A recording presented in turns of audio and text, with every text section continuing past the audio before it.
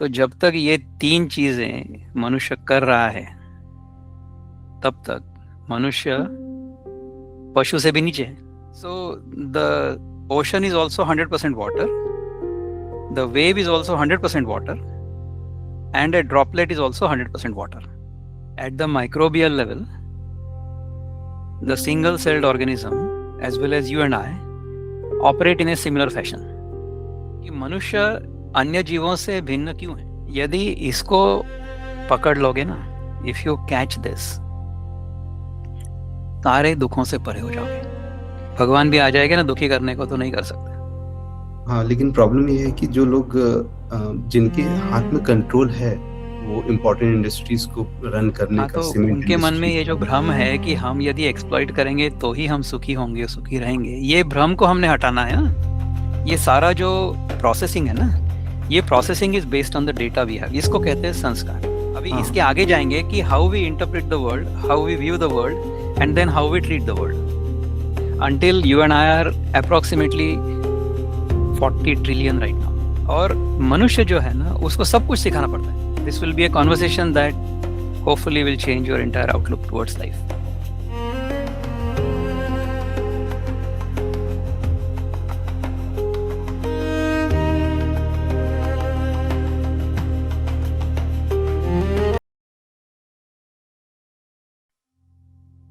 नमस्कार, मैं हूं वैभव वाजपेयी और आप देख रहे हैं प्रॉफिटेबल अर्थ पॉडकास्ट. आज का एपिसोड सिर्फ सस्टेनेबिलिटी पर नहीं है. आज हम बात करने वाले हैं ह्यूमन नेचर, कॉन्शियसनेस और इंडिविजुअल ट्रांसफॉर्मेशन की. इंसान हर काम क्यों करता है? हैप्पीनेस के लिए या पेन से बचने के लिए?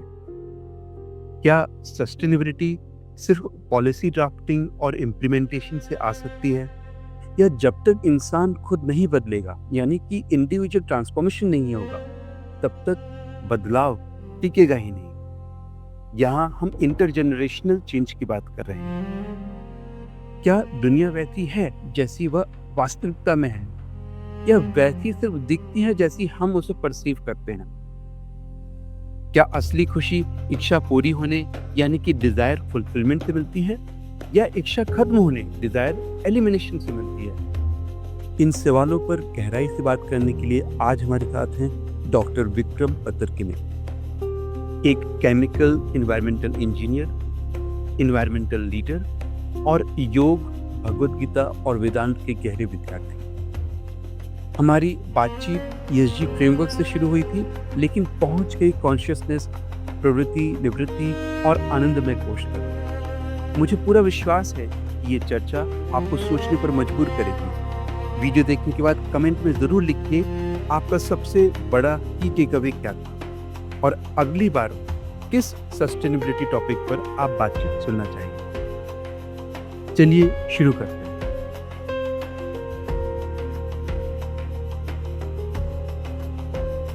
नमस्ते. ओके, नमस्ते Vikram sir.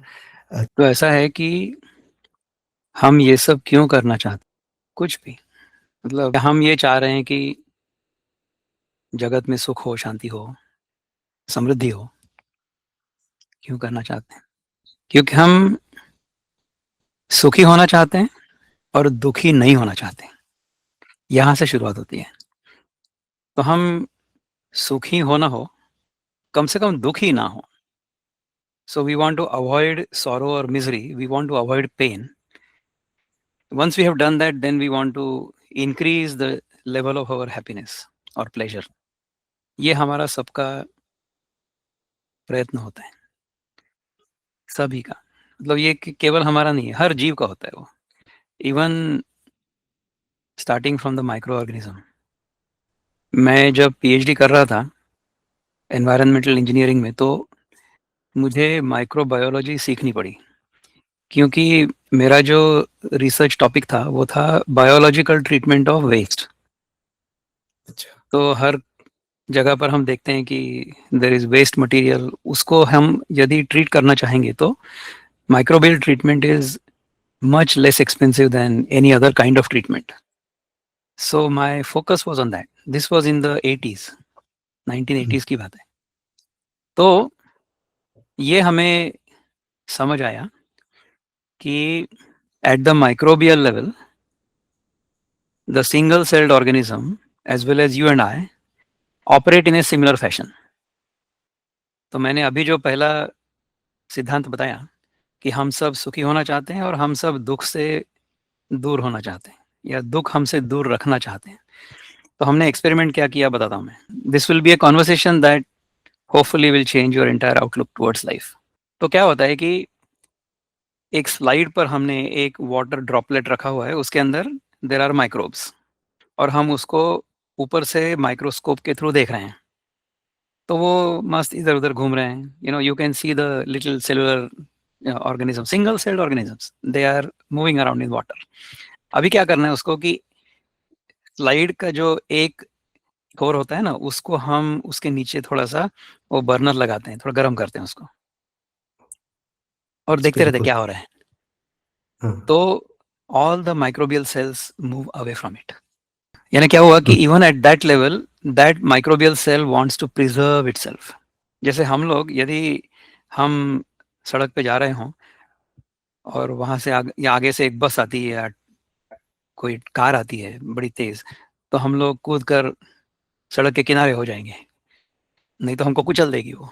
Life preservation instinct है, हम अपने आप को बचाना चाहते हैं, वो हमें भी वही है जो उसमें है। यदि मच्छर हमारे शरीर पर बैठता है और हम उसको मारना चाहते हैं तो मच्छर तो भाग जाता है। मच्छर इस प्रकार के तत्व ज्ञान में नहीं पड़ता है कि मनुष्य जो है वो ईश्वर की सर्वश्रेष्ठ कृति है और उसके हाथों मुझे यदि मृत्यु आती है तो मुझे मोक्ष प्राप्ति हो जाएगी, वगैरह वगैरह। इतनी सारी फिलोसफी वो मच्छर को पता नहीं होती है। वो इधर काटता है हमें या फिर भाग जाता है। फाइट और फ्लाइट, ये जो है ना, ये इंस्टिंक्टिव है हर जीव में। इसको हमारे शास्त्र में कहा जाता है कि आहार निद्रा भय मैथुनंच सामान्य एतत् पशुभिः नराणाम्। तो आहार, कंज्यूमिंग फूड, निद्रा, क्योंकि खाना खाने के बाद तो हमको सुस्ती आ जाती है। आहार निद्रा, भय, भय यानी हमें डर लगता है किसी से, जगत से। We are afraid of the world, that world is going to consume us, तो हम लोग बचाते हैं अपने आप को। तो ये जो सेल्फ प्रिजर्वेशन इंस्टिंक्ट है ये कॉमन है। और चौथा जो है वो मल्टीप्लिकेशन है। मल्टीप्लिकेशन जो है उसको मैथुन कहा गया है, which is common to all living organisms even if we don't want it. Within our body multiplication happens, in the sense when this body came into existence it started with a single entity which happened within the womb of our mother. That single entity consumed food, ahar, it grew, and then it divided. So 1 became 2, 2 became 4, 4 became 8, and then the whole thing multiplied until you and I are approximately 40 trillion right now, 30 to 40 trillion or 20 to 40 trillion, anywhere in between. Cells, individual sales.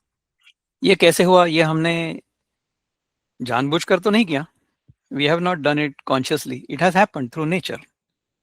तो प्रकृति का नियम यह है कि आहार निद्रा भय और मैथुन ये सामान्य एतत् पशु भी नराणाम, ये हर जीव में कॉमन है। किंतु धर्मो ही तेषाम अधिको विशेषाम,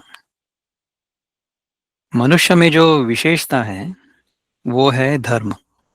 ये और सबसे धर्म डिफिकल्ट इस, पार्ट। ये मैं समझा रहा हूँ कि मनुष्य अन्य जीवों से भिन्न क्यों है। Why are we different from other organisms?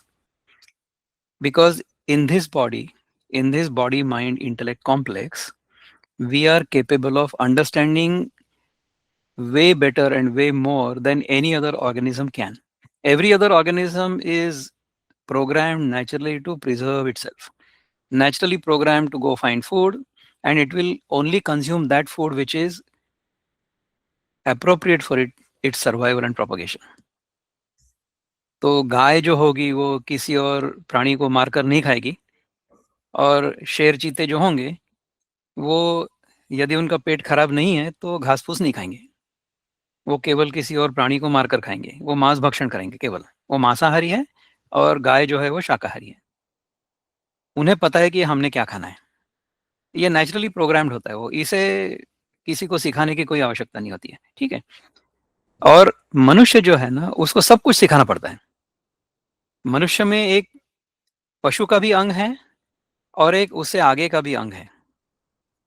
कोई पशु यदि दर्पण देखता है, तो दर्पण में उसको अपनी छवि दिखाई देती है।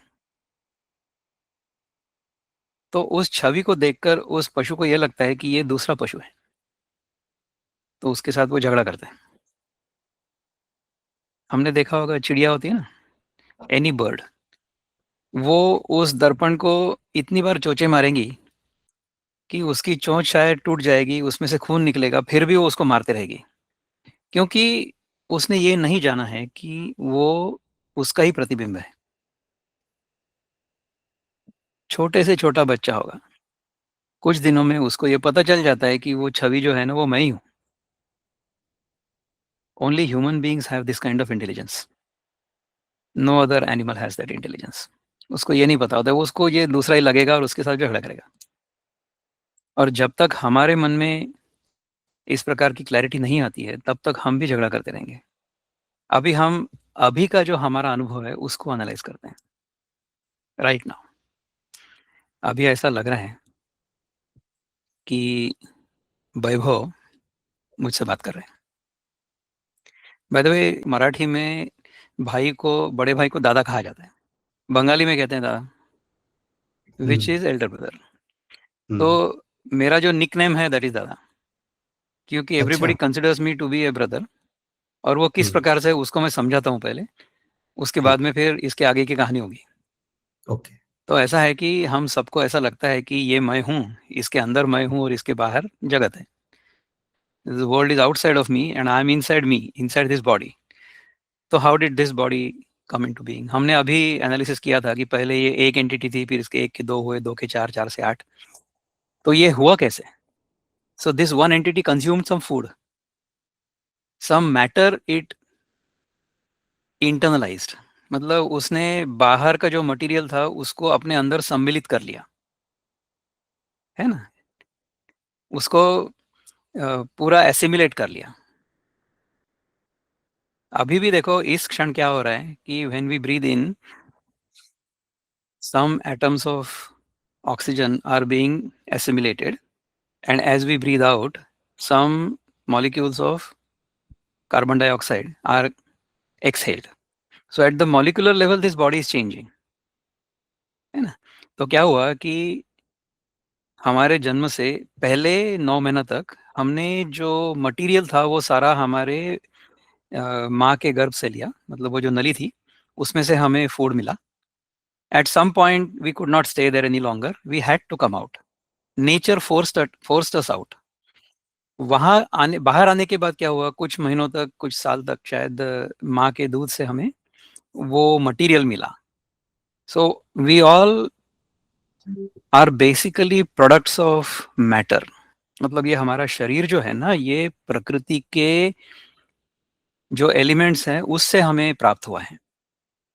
तो यदि हम कहीं बाहर से देखते हैं इस पृथ्वी को और हमें इसके बारे में कुछ भी नहीं पता है, तो हमें ऐसा दिखाई देगा कि इस पृथ्वी के गोद से जीव निकल रहे हैं बाहर, they are sprouting out of this nature, they are moving around and then eventually they dissolve in the same nature.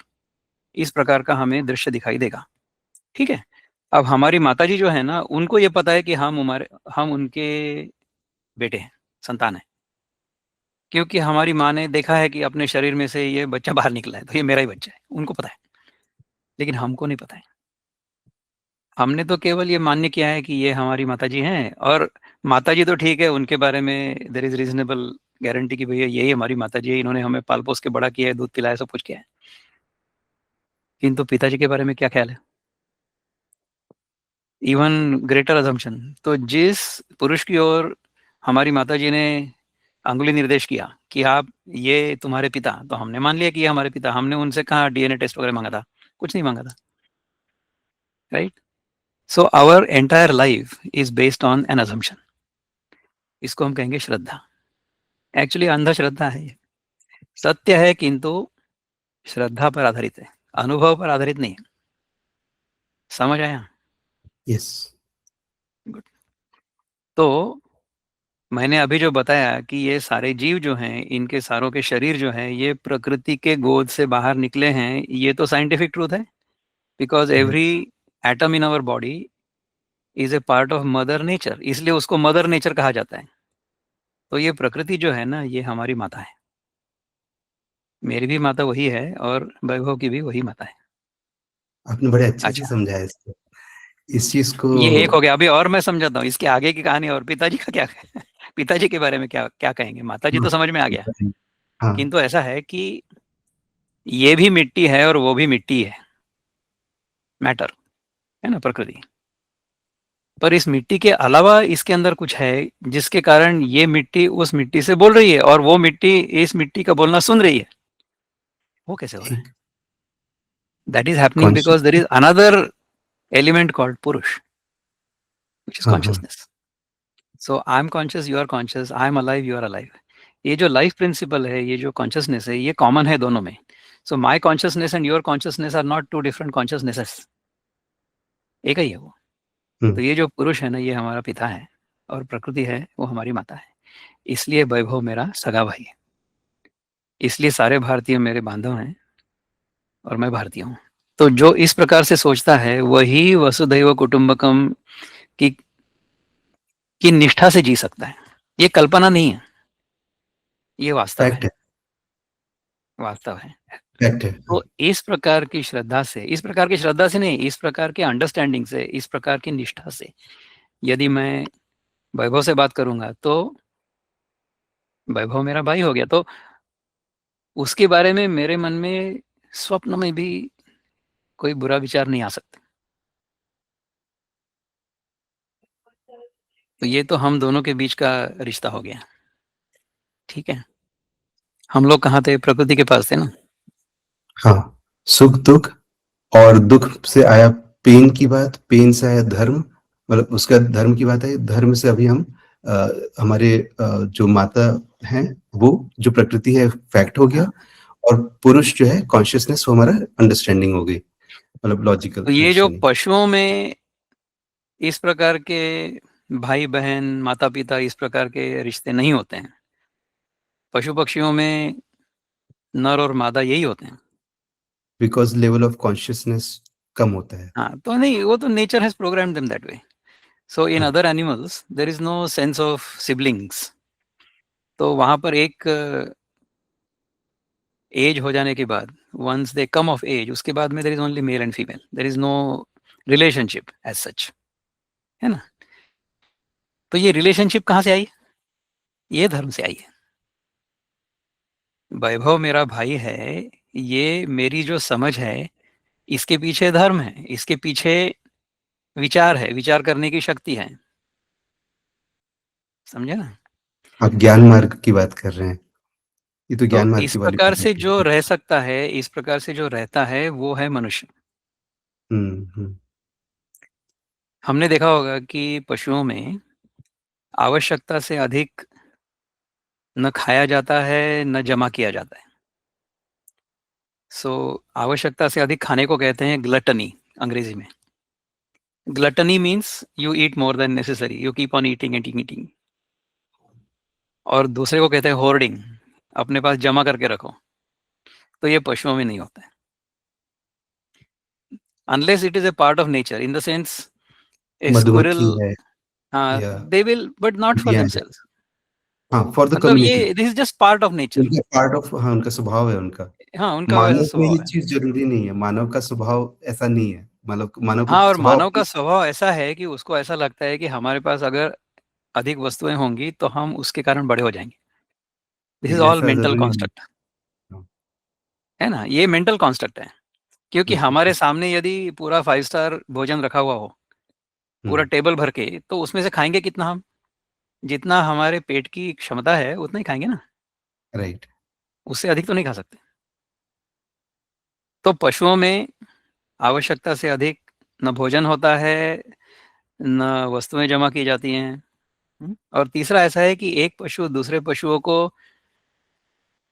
बिना कारण के कष्ट नहीं देता है। यदि दूसरा पशु उसका भोजन होगा तो फिर वो उसके पीछे जाएगा, उसको खाएगा।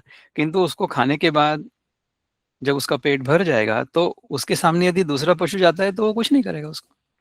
जंगल में भी अगर जाके देखो तो शेर जब शिकार करके खाकर बैठ जाता है तो जितनी उसकी भूख होती है उतना खा लेता है। उसके बाद में जो बचा हुआ होता है ना उसको फिर वो सियार वगैरह आकर के खाते हैं, कुत्ते खाते हैं, पंछी खाते हैं, वो जो चील कौवे खा लेते हैं, और बाद में जो बचता है उसको चींटियां खा लेती हैं, और जो बचेगा उसको फिर मिट्टी खा लेती है। लेकिन जो शेर होता है वो नहीं कुछ करता है। अच्छा, पेट भरने के बाद यही उसके सामने से कोई हिरण चला जाए तो कुछ नहीं करता है। हिरण को भी पता होता है कि ये कुछ नहीं करने वाला क्योंकि इसका पेट भरा हुआ है। तो पशुओं में हम यदि किसी और जीव को उसकी इच्छा विरुद्ध कुछ करवाना चाहते होंगे तो उसका नाम है बलात्कार। बलपूर्वक किसी और पशु से कुछ करा लेना उसको बलात्कार कहते हैं। बलात्कार का एक ही अर्थ समाज में प्रचलित है, वो नहीं है बलात्कार। बलात्कार का एक्चुअल अर्थ है कि किसी और पशु को, किसी और जीव को उनकी इच्छा विरुद्ध कुछ करवाना। वो नहीं होता है पशु में। तो जब तक ये तीन चीजें मनुष्य कर रहा है तब तक मनुष्य पशु से भी नीचे है। तो Makes man is sense. Not even an animal until man doesn't even think of these things। हमारे मन में ये तीन वस्तुओं का विचार भी नहीं आना चाहिए। जब तक ये नहीं होता है तब तक हम प्राणी भी नहीं है, प्राणियों से नीचे हैं। समझ में आ रहा है? फिर what is the difference between us and the rest of creation? धर्मो ही तेषाम अधिको विशेषम। तो जब मुझे ये समझ आता है कि वैभव मेरा सगा भाई है, और जब मैं उसके साथ इस अंडरस्टैंडिंग के कारण भाई जैसा व्यवहार करता हूँ, तब जाकर के मैं मनुष्य होता हूँ। इसके आगे भी जा सकता है मनुष्य। इसके आगे कैसा जाएगा? तो जो हम अभी इस समय के अनुभव की बात कर रहे थे ना, वहां पे आते हैं फिर से। अब ये कथा हमारी जो है वो धीरे धीरे आगे बढ़ रही है। हम्म, इसमें ऐसा है कि अभी हमको अनुभव कैसा आ रहा है? अनुभव ये आ रहा है कि हमारे सामने एक स्क्रीन है, उस स्क्रीन पर हमें रूप और रंग, ये दोनों दिखाई दे रहे हैं। ठीक है। और दूसरा एक अनुभव आ रहा है जो हमारे कानों में से हमें ध्वनि सुनाई दे रही है। ठीक है। What you are experiencing right now are only two sensations. One is the sensation of vision or sight, and the other is the sensation of hearing or sound. right. हमें जगत का अनुभव जो है ना, ये 5 सेंसेशंस के मार्फत होता है।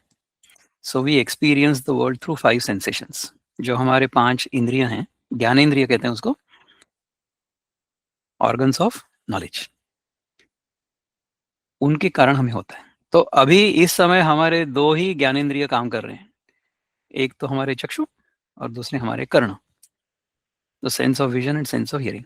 अच्छा, इसमें भी मैकेनिज्म क्या है? मैकेनिज्म ऐसा है कि ये जो चित्र है, यहाँ से जो प्रकाश किरण बाहर निकल रहे हैं, वो सारे प्रकाश किरण हमारी आंखों के अंदर एक उल्टी प्रतिमा तैयार कर रहे हैं। So this right side up screen is creating an upside down screen image on the retina. ठीक है ना, based on the laws of physics.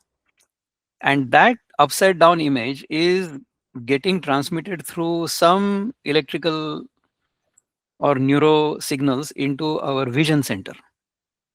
In that vision center, some chemical locha is happening. To talk in the language of Munna Bhai MBBS, वो कुछ chemical लोचा हो रहा है, और उस chemical लोचे के कारण मुझे ऐसा लग रहा है कि मैं कुछ देख रहा हूँ। दूसरा ऐसा है कि इसी प्रकार से कान में जो ध्वनि सुनाई दे रही है, उससे हमारे कान के पर्दे हिल रहे हैं, और वहाँ से कोई और एक न्यूरोट्रांसमीटर सिग्नल जो जा रहा है मेरे ऑडियो सेंटर में जा रहा है, और वहाँ जाकर कुछ और दूसरा केमिकल लोचा हो रहा है, और वहाँ जाने के बाद फिर मुझे ऐसा एक्सपीरियंस हो रहा है कि दादा मुझसे बात कर रहे हैं। अच्छा, अभी ये हमने मैकेनिज्म समझ लिया। अब मुझे बताओ कि जो बाहर दिख रहा है वो दैट इज द ओरिजिनल, और उसका हमारे मन के अंदर जो सेंसेशन हमें एक्सपीरियंस हो रहा है वो उसका इमेज। मिरर इमेज, प्रतिबिंब, ये बिंब और ये प्रतिबिंब, whether this is true or what I am actually experiencing is the बिंब, because that is what I am experiencing. वो सही है बात। बिंब और बाहर का जो है प्रतिबिंब है। अभी इसका उत्तर देना पड़ेगा क्योंकि हम अभी पीएचडी कर रहे हैं, तो 15 सेकंड में इसका उत्तर हमको देना है। नहीं नहीं होगा तो फिर हम बताएंगे उसका उत्तर। बताओ। रियलिटी क्या है ये तो बताना मुश्किल है, बहुत मुश्किल है। क्योंकि हाँ, बहुत मुश्किल है। आप रियलिटी तो कैसे देखो, बताएंगे? हमको तो अनुभव तो हमारे सेंसेशंस का ही आ रहा है सिर्फ, हाँ, जो हमें मैं जगत देख का रहा अनुभव थोड़ी हूँ, आ रहा है। बिल्कुल, और जो मैं देख रहा हूँ, कहते हैं दूसरे जानवर जब देखते हैं या हमारी आईज में कुछ प्रॉब्लम हो जाती है, कलर भी चेंज हो जाते हैं, तो इनफैक्ट वो भी चेंज हो जाता है, जो दृश्य है वो भी बदल जाती हैं चीजें। चेंज होता है, तो बिल्कुल। रियलिटी क्या है, ये तो पर्सनल पर्सपेक्टिव हो गया है, हमारे खुद के अनुभव। वो है। हाँ, करेक्ट। तो ऐसा है, देखो, कि जगत का अनुभव हमें शब्द, स्पर्श, रूप, रस, गंध, इन 5 संवेदनाओं के मार्फत होता है। हम्म, यदि हमारी आंखें नहीं होंगी तो फिर हमें शब्द, स्पर्श, रस और गंध, इन 4 संवेदनाओं से जगत का दर्शन होगा। रूप और का दर्शन इनको होगा ही नहीं। और इनको भी मैं इंटरप्रेट करूंगा based on my ego, because हाँ, इंटरप्रिटेशन हमारा अलग अलग हो जाएगा। इसी बात को कोई बिल्कुल दूसरा होगा। व्यक्ति अलग तरीके से इंटरप्रेट करेगा, इसी बात करेक्ट। को मैं अलग तरीके से इंटरप्रेट करूंगा। तो इंटरप्रिटेशन कैसे होता है इसीलिए पता है? हाँ, हमारा ईगो अहम है वहाँ। Interpretation happens because of all the संस्कारस। हम्म, तो मेरी कानों में जो ध्वनि मुझे सुनाई दे रही है, हम्म, वो ध्वनि यानी ये शब्द, इन शब्दों के ये वाक्य और इन वाक्यों का ये अर्थ, ये सारा जो रियल टाइम प्रोसेसिंग चल रहा है, ये मेरे मन में चल रहा है based on the data I have collected. क्योंकि मेरे ओवर मन पर इस हिंदी बार। और अंग्रेजी दोनों के संस्कार हो चुके हैं। So I have plenty of data correlating this particular sound with this particular word, hmm, this series of words with this particular sentence, and the meaning of that sentence. ये सारा जो प्रोसेसिंग है ना, ये processing is based on the data we have. इसको कहते हैं संस्कार। हम्म, इन संस्कारों के बल पर मुझे अभी जो संभाषण हो रहा है वो समझ आ रहा है। तो अभी for example this same conversation is being heard by another person who understands only Spanish, does not understand English, does not understand Hindi. तो उनको अनुभव क्या होगा? उनको अनुभव वही हो रहा है जो वैभव को हो रहा है, हाँ, क्योंकि उन्हें भी वही रूप और रंग दिखाई देगा और उनको वही शब्द सुनाई देंगे। ध्वनि, शब्द यानी ध्वनि, साउंड, हम्म, हम्म, शब्द यानी वर्ड नहीं।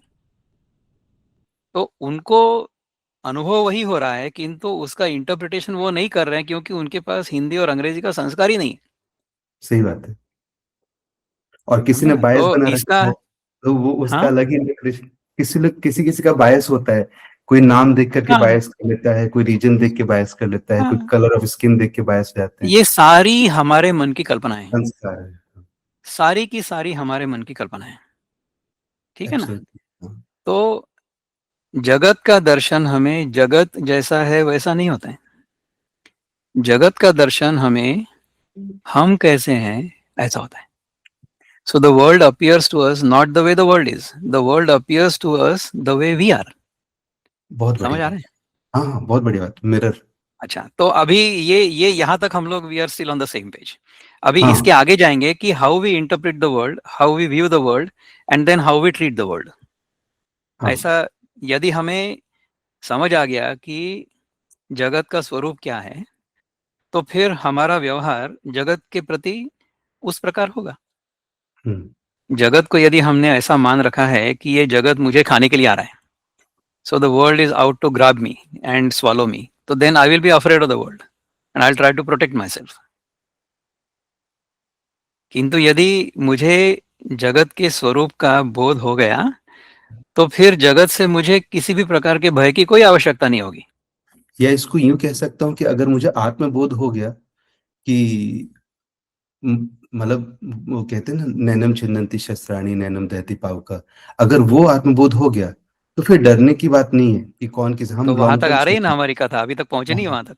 हाँ, नहीं, पहुंचने मुझे वाले हैं। बहुत बहुत मजा आ रहा है क्योंकि आप बहुत लॉजिकली और बहुत स्टेप बाय स्टेप यहाँ तक लेकर स्टेप के बाय आए हैं। स्टेप समझा रहे हैं ना। सॉरी, तो प्लीज अभी कंटिन्यू। तक हमें ये समझ आया कि हमारे मन में यदि ये 5 सेंसेशंस नहीं होंगे, तो हमें बाहर जगत है ऐसा अनुभव होगा ही नहीं। तो ये तो हर रोज होता है। So when you go to sleep the whole world disappears. हमारे घर के सामने से यदि वो बहुत बड़ा मोर्चा चला जाए या कोई बारात चली जाए, ढम ढम ढम ढम ये सारा बैंड बाजा हो गया, फिर भी हमको कुछ समझ नहीं आएगा। सो the world has disappeared for me.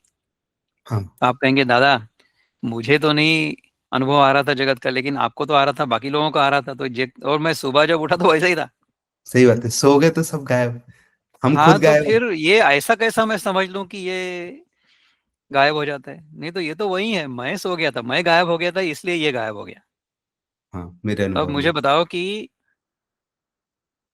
यदि मुझे ये समझ आ गया, ये बाहर का जगत और मेरे मन में उसका होने वाला संवेदना का अनुभव, the sensation within my mind and the world outside, they are interdependent. बाहर का जगत यदि नहीं होगा तो उसका अनुभव मुझे मेरे अंदर नहीं होगा, और मेरे अंदर जब तक अनुभव नहीं होगा तब तक बाहर का जगत है ऐसा मुझे समझेगा ही नहीं। तो बाहर के जगत का होना और उसका अनुभव मेरे मन में होना, ये दोनों जो है ना, ये परस्परावलंबी हैं। They are interdependent, neither can exist without the other in my experience. हम्म। और ऐसा है कि मुझे केवल मेरा ही अनुभव है ना। I don't have anybody else's experience, I have only my own experience. Right. So if I ask you कि वैभव tell me about your life, so what will you say? You will give me a whole list of things you have done, all the experiences you have had since your young age until now, whatever you can remember, only the major ones. बाकी जो मैं पूछूंगा कि 60 दिन पहले हमने lunch में क्या कहा था, who knows, we don't remember that, है ना? तो जगत जो है ये, यदि मुझे पता चल जाए कि ये मेरे मन का प्रतिबिंब है, तो जैसे हम रोज सुबह उठते हैं ना, तो सुबह उठते ही हम क्या करते हैं, आईना देखते हैं। तो आईने में जो शक्ल दिखाई दे रही है वो अच्छी नहीं दिखाई दे रही है, तो उसको हम धो धा के और मेकअप वगैरह करके ठीक करते हैं। तो आईने में जो शक्ल है उसको यदि सुंदर बनाना हो तो मेकअप वहां नहीं लगा सकते ना, मेकअप तो यहाँ लगाना पड़ेगा। So if you understand the world to be a mirror image of your own mind, instead of fixing the world, you will purify your own mind, ये तो आपने बड़ी and बात। then you will realize that the world is pure to start with। उसमें तो कुछ खराबी थी ही नहीं, क्योंकि तो जगत जो है वो ईश्वर ने बनाया हुआ है, हमने थोड़ा ही बनाया हुआ है। Did we create the world? Did you create the world? No. The world existed before I came along. The world exists right now in spite of me, and the world is going to continue to exist once I depart as a right. जीवा। बराबर है ना? तो ये जगत मैंने नहीं बनाया, तो जिसने बनाया वो उसकी देखभाल करेगा।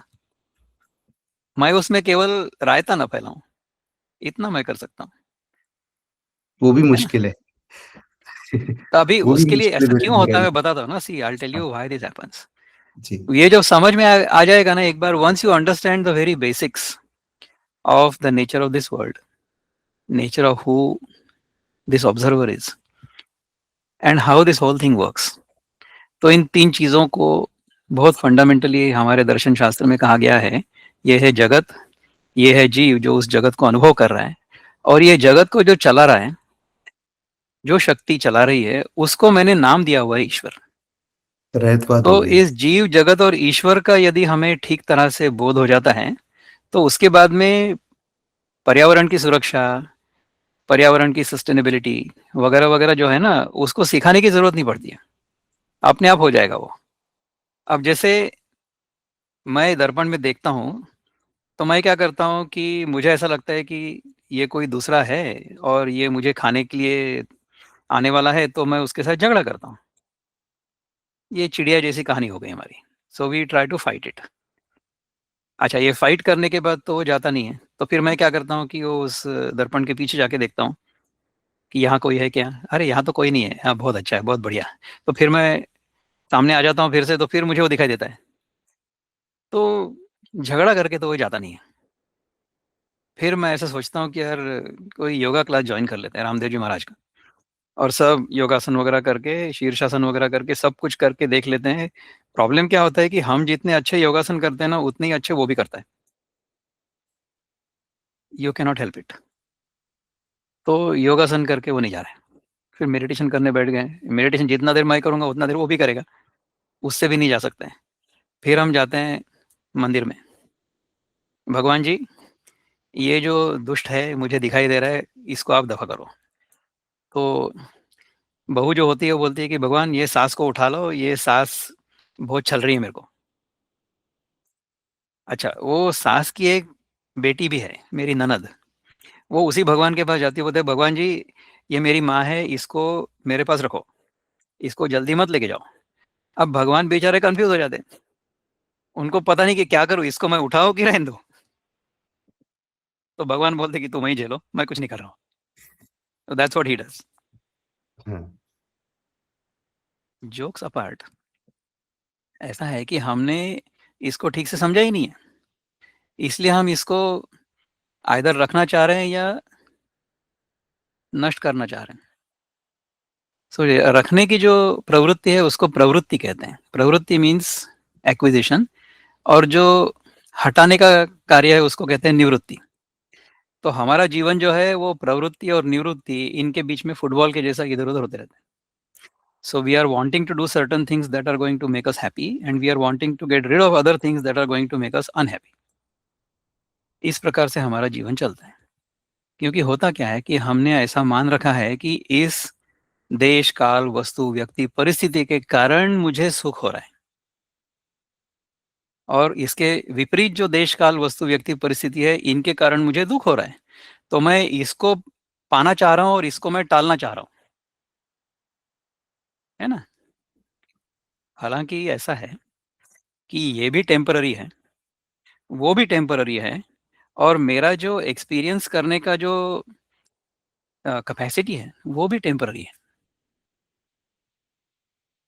है ना?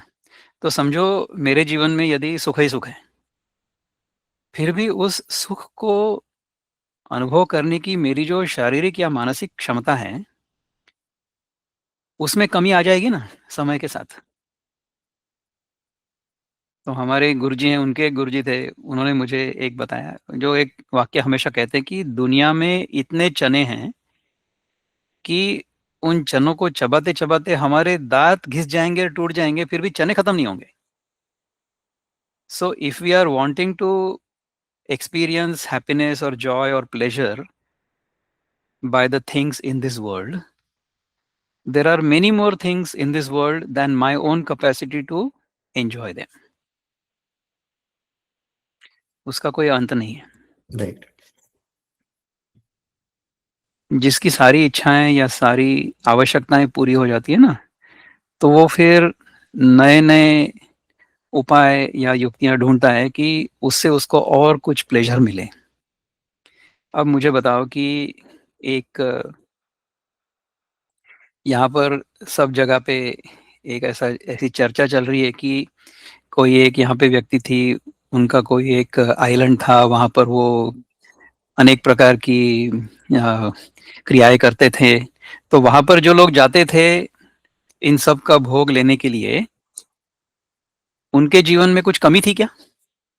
उनके जीवन में तो जो उनको आवश्यकता थी, वो सारी पूरी हो चुकी थी। हाँ, स्वभाव ऐसा है कि जब हमारी सारी आवश्यकताएँ और सारे मीन्स ऑफ प्लेज़र पूरे हो जाते हैं ना, तो फिर किसी प्रकार से नए प्रकार के प्लेज़र का हम इजाद करना चाहते हैं, और वी वांट टू, फिर उसमें विकृति आ जाती सही बात है ना? तो उसके कारण मनुष्य जो है ना, ये समहाउ अनसैटिस्फाइड, डिससैटिस्फाइड और इनकम्प्लीट फ़ील करता है। तो हमारे में एक अपूर्णत्व की भावना जो होती है ना, वो हमेशा रहती है। क्योंकि जगत में इतने चने हैं कि जितने चबाओगे उतने कम हैं। तो then our desires have become perverted, ऐसा हो गया। क्योंकि हमने सुख जो है, उसका विश्लेषण नहीं किया और उसको ठीक से समझा नहीं। सुख का ऐसा है, क्योंकि हम लोग सुखी होना चाहते हैं ना, सब लोग। तो सुख का ऐसा है कि हमारे मन में यदि किसी भी प्रकार की इच्छा हो, तो उस इच्छा के कारण there is a sort of tension, जब तक वो इच्छा पूर्ण नहीं हो जाती है तब तक। और जैसे ही वो इच्छा पूर्ण हो जाती है, तो वो टेंशन रिलीज़ हो जाता है। तो मेरे मन में यदि कोई इच्छा हो और वो इच्छा पूरी हो गई, तो फिर वो उस इच्छा के प्रति टेंशन चला गया। तो होता क्या है कि इच्छा की पूर्ति उसी क्षण होती है जिस क्षण उस इच्छा की निवृत्ति हो जाती है। सो इच्छा की पूर्ति और इच्छा की निवृत्ति एक ही क्षण में होती है। और हमें ऐसा भ्रम है कि हमारा सुख जो है वो इच्छा पूर्ति के कारण हुआ है, किंतु सत्य यह है कि सुख जो है वो इच्छा निवृत्ति के कारण हुआ है। So the fulfillment of desire and elimination of desire happen at the same moment. Joy happens not because of the fulfillment of desire but because of the elimination of desire, because now there is no longer any tension in the mind. हम्म, अच्छा, ये जो desireless state है, that desireless state is experienced by all of us, each one of us, every night when we are in deep sleep, because there is no desire. हमारे मन में किसी प्रकार की कोई इच्छा होती नहीं जब हम गहरी निद्रा में होते हैं, है ना? पर वो जो आनंद है, वो जो सुख है, वो हम अनअवेयरनेस में एक्सपीरियंस करते हैं. So we don't experience that joy in awareness, we experience that joy in unawareness, whereas the joy will linger on for a while. सो जैसे ही हम जागते हैं नींद से, तो कुछ समय तक वो जो जॉय है वो चलते रहता है. मराठी में उसको साखर झोप कहते हैं. लेकिन सो इसी जो चीज गुलाबी को नींद होती ना, हाँ सो सुबह उठते उठते जैसे you are not completely awake yet but you are about to wake up. So during hmm that time, if you have rested well, then you will experience that sense of bliss or joy hmm because of no reason. वो केवल अपने होने का आनंद होता है जो हम नींद में अनुभव करते हैं ना, सभी लोग, ऑल ऑफ अस, उसको कहते हैं आनंदमय कोश. आनंदमय कोश is the fifth sheath, the subtlest sheath that is experience by all of us, जो हमें इच्छा पूर्ति या इच्छा निवृत्ति के कारण अनुभव में आती है. तो सभी को आती है वो. तो हमारा जो आनंदमय कोश है वो सबका एक ही है, इवन गधे का, घोड़े का और कुत्ते का भी वही है, सेम है. समझे ना? तो यदि हमें ये पता चल गया कि सुख की अनुभूति इच्छा निवृत्ति के कारण होती है, इच्छा पूर्ति के कारण नहीं होती है, तो हम इच्छा निवृत्ति के ऊपर काम करेंगे ना. Why will we unnecessarily work on fulfilment of all desires? We will work on elimination of all the desires. तो इसका अर्थ यह है क्या कि हम लोगों ने खाना पीना बंद कर देना चाहिए, कपड़े पहनना बंद कर देना चाहिए? नहीं नहीं नहीं. हमारी जो आवश्यकताएं हैं उसको हमने पूरा करना ही है, और सबकी आवश्यकताएं पूरी हों इसकी व्यवस्था हमने हमारे व्यक्तिगत जीवन में, सामाजिक जीवन में, राष्ट्र के जीवन में और जागतिक जीवन में करना ही चाहिए. और मनुष्य जो है ना, ये सारा का सारा काम कॉन्शियसली और विथ फुल अवेयरनेस कर सकता है. So whatever an animal will do with unawareness, unconsciously, by nature, we can do all of those things with consciousness, with awareness. वो हम जानबूझ कर सकते हैं. यदि हमें पता चल गया कि ये सारा जगत जो है ये हमारे मन का प्रतिबिंब है, तो क्या पता चलेगा कि हम जो कुछ भी करेंगे जगत में वो हमें लौट के आएगा हमारे ऊपर. सर, लेकिन चैलेंज तो यही है ना कि मास स्केल पे ये बैलेंस लाना, कि इतनी कॉन्शियसनेस हो कि कहाँ पर जाके रुकना है अपने लिए और कहाँ पे हमें दूसरों के लिए अभी भी वहां तक करना आ रहे हैं ना, वहां तक अभी कथा अभी जाने वाली बात. है. सो फार आई एम विद यू. हमारे प्रश्नों के उत्तर जो है ना, हम सबको अपने अपने ढूंढने पड़ते हैं. सो मेरे मन में जो प्रश्न होंगे या मेरे जीवन में जो प्रश्न होंगे उनके उत्तर मुझे अपने आप ढूंढने पड़ेंगे. Same thing will happen with you. हर एक के जो उत्तर होते हैं वो अलग अलग होते हैं, क्योंकि हमारी समस्याएं अलग अलग होती हैं. तो हमारे आयु के कारण, या जैसे हम, you are a student right now, so your problems are different. Householder जो होगा उसके प्रॉब्लम्स अलग होंगे. If you are a student and householder at the same time, then your problems are भगवान ही जाने. आई एम उसके both बाद एट में द जो के बाद में जो गृहस्थ होने के बाद वो वानप्रस्थ में जाता है, तो उसके पास थियोरेटिकली समस्याएं नहीं होनी चाहिए यदि उसने गृहस्थाश्रम सचमुच छोड़ा हो. तो यदि उसके मन में अभी भी गृहस्थाश्रम चल रहा है, तो फिर वो वानप्रस्थाश्रम में जाने के बाद वो दुखी रहेगा. अभी भी अपने बच्चों के जीवन से वो अपने आप को अलग नहीं कर रहे हैं. अब बच्चे कह रहे, पिताजी आप अभी कुछ दूसरा करो ना, हमको छोड़ दो हमारे हाल पे. लेकिन पिताजी छोड़ने के लिए तैयार नहीं। ऐसा अगर होता है तो फिर वो समस्या हो जाएगी दोनों के लिए। और उसके बाद में वहाँ जाने के बाद यदि पूर्णतः वैराग्य नहीं होता है, संन्यास आश्रम की जो तैयारी करनी चाहिए वो नहीं होती है, तो फिर वहाँ पे भी समस्या पैदा हो सकती है।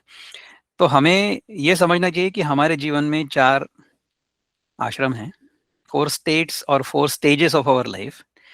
और हमारी एटीट्यूड के जैसे, हमारी जैसी एटीट्यूड होती है, हमारी जैसी एप्टीट्यूड होती है, उसके हिसाब से हमारे 4 वर्ण होते हैं। तो अभी इस क्षण हम दोनों जो ये विचार मंथन कर रहे हैं, इसके कारण हम दोनों ब्राह्मण हैं। ठीक है ना? जब हम बाहर कहीं जाते हैं, कुछ काम करते हैं और फिर हमें वेतन मिलता है, so we get remuneration for whatever we do, तो उस समय पे वो वैश्य होता है। एक्चुअली मैं सोचता हूँ कि इस समय आप ब्राह्मण हैं, मैं वैश्य हूँ। उसका कारण ये, नहीं, नहीं, नहीं, जैसे नहीं, वैश्य नहीं है ये, क्योंकि see you are a student right now. हाँ, तो मैं तो I you am are a student, you are earning the learning, तो नॉलेज। पैसा नहीं चाहिए ना, there is no exchange of money unless you are wanting to give me some guru dakshina, then I will, then it will become Vaishya. नहीं, आप ठीक कह रहे हैं, लेकिन मेरा इस पे सोचना ये है, विचार ये है कि जब मेरे पास नॉलेज बिल्कुल नहीं है, तो मेरे पास एक ही ऑप्शन है कि सेवा करूँ आपकी। जब मेरे पास थोड़ी-सी मतलब नॉलेज अगर मैं गेन करने लग रहा हूँ, तो ये knowledge he is my wealth. तो ये नॉलेज जो गेन कर रहा हूँ, दैट्स व्हाई आई एम वैश्य। जब मैं इसको नहीं, यूज़ पर करूँगा उसको अपने रिपे नहीं कर पेट में, सकते ना, you can not repay me. Doesn't matter, but I अगर रिपे कर सकते हो तो हाँ, फिर वो वैश्य है। देखो ऐसा है, ये ज्ञान का जो आदान प्रदान है ना, हुँ, right now I have certain experience which I am sharing with you, which you don't have. Right, Once you have that experience, you cannot return that to me. No, Our positions will never be reversed. Right, Even if उस I'm चीज़ में तो giving you आप something, or if I'm employing you, समझ लो, if I'm हाँ, employing you, so I'm in a position to employ you. You are in a position to serve. Hmm, Once you serve, I pay you some money. So this whole thing cannot be repaid because your position and my position will never be reversed. Either in time और इन position, हो ही नहीं सकता है, तो उसका हुँ, repayment कभी नहीं हो सकता है। तो हमारा जो रिपेमेंट होता है ना, वो रीपेमेंट नहीं होता है, you are not paying back, you have to pay it forward. तो इसको कहते हैं परंपरा, इसको कहते हैं गुरु परंपरा। इन द सेंस हाँ, जो गुरु होता है वो शिष्य को केवल देगा, और गुरु की जो कोई भौतिक आवश्यकताएं होती है उसको वो शिष्य पूरा करने की कोशिश करता है। तो पहले जमाने में क्या होता था कि जो गुरु शिष्य के जो आश्रम वगैरह होते थे ना, तो गुरु जो है वो शिष्य से ये नहीं कहता था कि भैया ये यहाँ पे आश्रम में आओगे तो इतनी फीस भरनी पड़ेगी, नहीं तो आ ही नहीं सकते, ऐसा नहीं था। अगर कोई राजा होता है तो फिर वो पूरा का पूरा आश्रम गुरु जी को दे देगा, खेती बाड़ी दे देगा, आश्रम के पीछे ये जो 10 बीघा जमीन जो है तुम्हारी है, इसमें जो करो करना है। ये राजा होगा तो कर सकता है, किंतु जो कोई तेली होगा, चमार होगा, या लोहार होगा, उसका जो बेटा होगा वो क्या करेगा, देखो भैया मैं तो कढ़ाई वगैरह बनाता हूँ, तो आपके यहाँ जो रसोई होती है उसके लिए कढ़ाई में दे दूंगा आपको। या दूसरा कोई होगा चमार, आपके जूते चप्पल में तैयार करके दे दूंगा और उनको मैं रिपेयर भी करूंगा फ्री में, मेरे बेटे को पढ़ा दो। इस प्रकार से गुरुकुल चलते थे, राइट? सो हाँ, guru will not demand a certain fee, and the student will pay the fee according to their capacity. हुँ, और जो फी जब देंगे हम, तो उसके पीछे हमारी जो भावना होगी, that has to be pure. तो गुरु दक्षिणा जब दोगे तो उसके अंदर भाव होना चाहिए कि ये हमारे गुरु हैं, इन्होंने मुझे सिखाया है, इनके लिए ये मेरा इतना मैं अफोर्ड कर सकता हूँ, तो मैं समर्पित कर रहा हूँ। तो दैट इज द ट्रू गुरु शिष्य परंपरा। तो राइट नाउ ये जैसे it appears that I am the guru and you are the student. अब इसके भी आगे हम जाने वाले हैं, how this whole story is like an appearance, ये भी मैं बताऊंगा आगे। अभी तो ये सब कहानी ऐसी ही चल रही है कि मैं कुछ बता रहा हूँ और वैभव कुछ सुन रहा है। इसके आगे हम जाएंगे before the end of this conversation. हमारा ऋषि क्या कहता है? हमारा ऋषि ये कहता है कि ईशावास्यम इदम सर्वम, हाँ, यत्किंच जगत्यान जगत तेन त्यक्तेन भुंजिथा मागृदक कस्य स्विधनम। यह है मंत्र, ईशावास्य उपनिषद का पहला मंत्र है। अच्छा, इसका अर्थ यह है कि ईशावास्यम इदम सर्वम, इदम means this, all of this is completely pervaded by the divine. इसमें सब में ईश्वर का वास है। ईशावास्यम इदम सर्वम, सब में। यत्किंच जगत्यान जगत, छोटे से छोटी जो वस्तु है इस जगत में, उसमें भी ईश्वर का पूर्ण वास है, कंप्लीटली परवेडेड बाय डिवाइन। सो जिस प्रकार से सारे समुद्र में केवल जल है,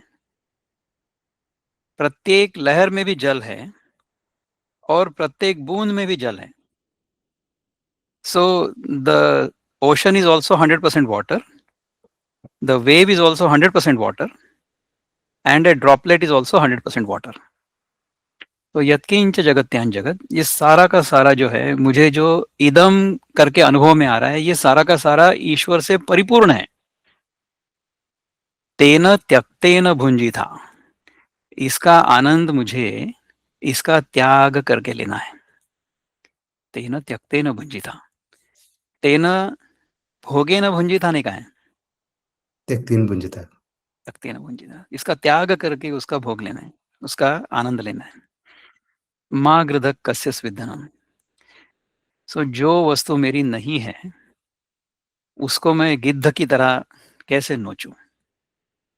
I cannot steal anything that doesn't belong to me, or I cannot even take, I cannot covet. जो वस्तु मेरी नहीं है उसके बारे में मेरे मन में किसी भी प्रकार की आसक्ति नहीं होनी चाहिए. तो ये है जगत का स्वरूप. तो इस जगत को यदि मैंने ईश्वर का स्वरूप माना है, ईश्वर से परिपूर्ण माना है, तो इसके प्रति मेरा व्यवहार कैसे होगा.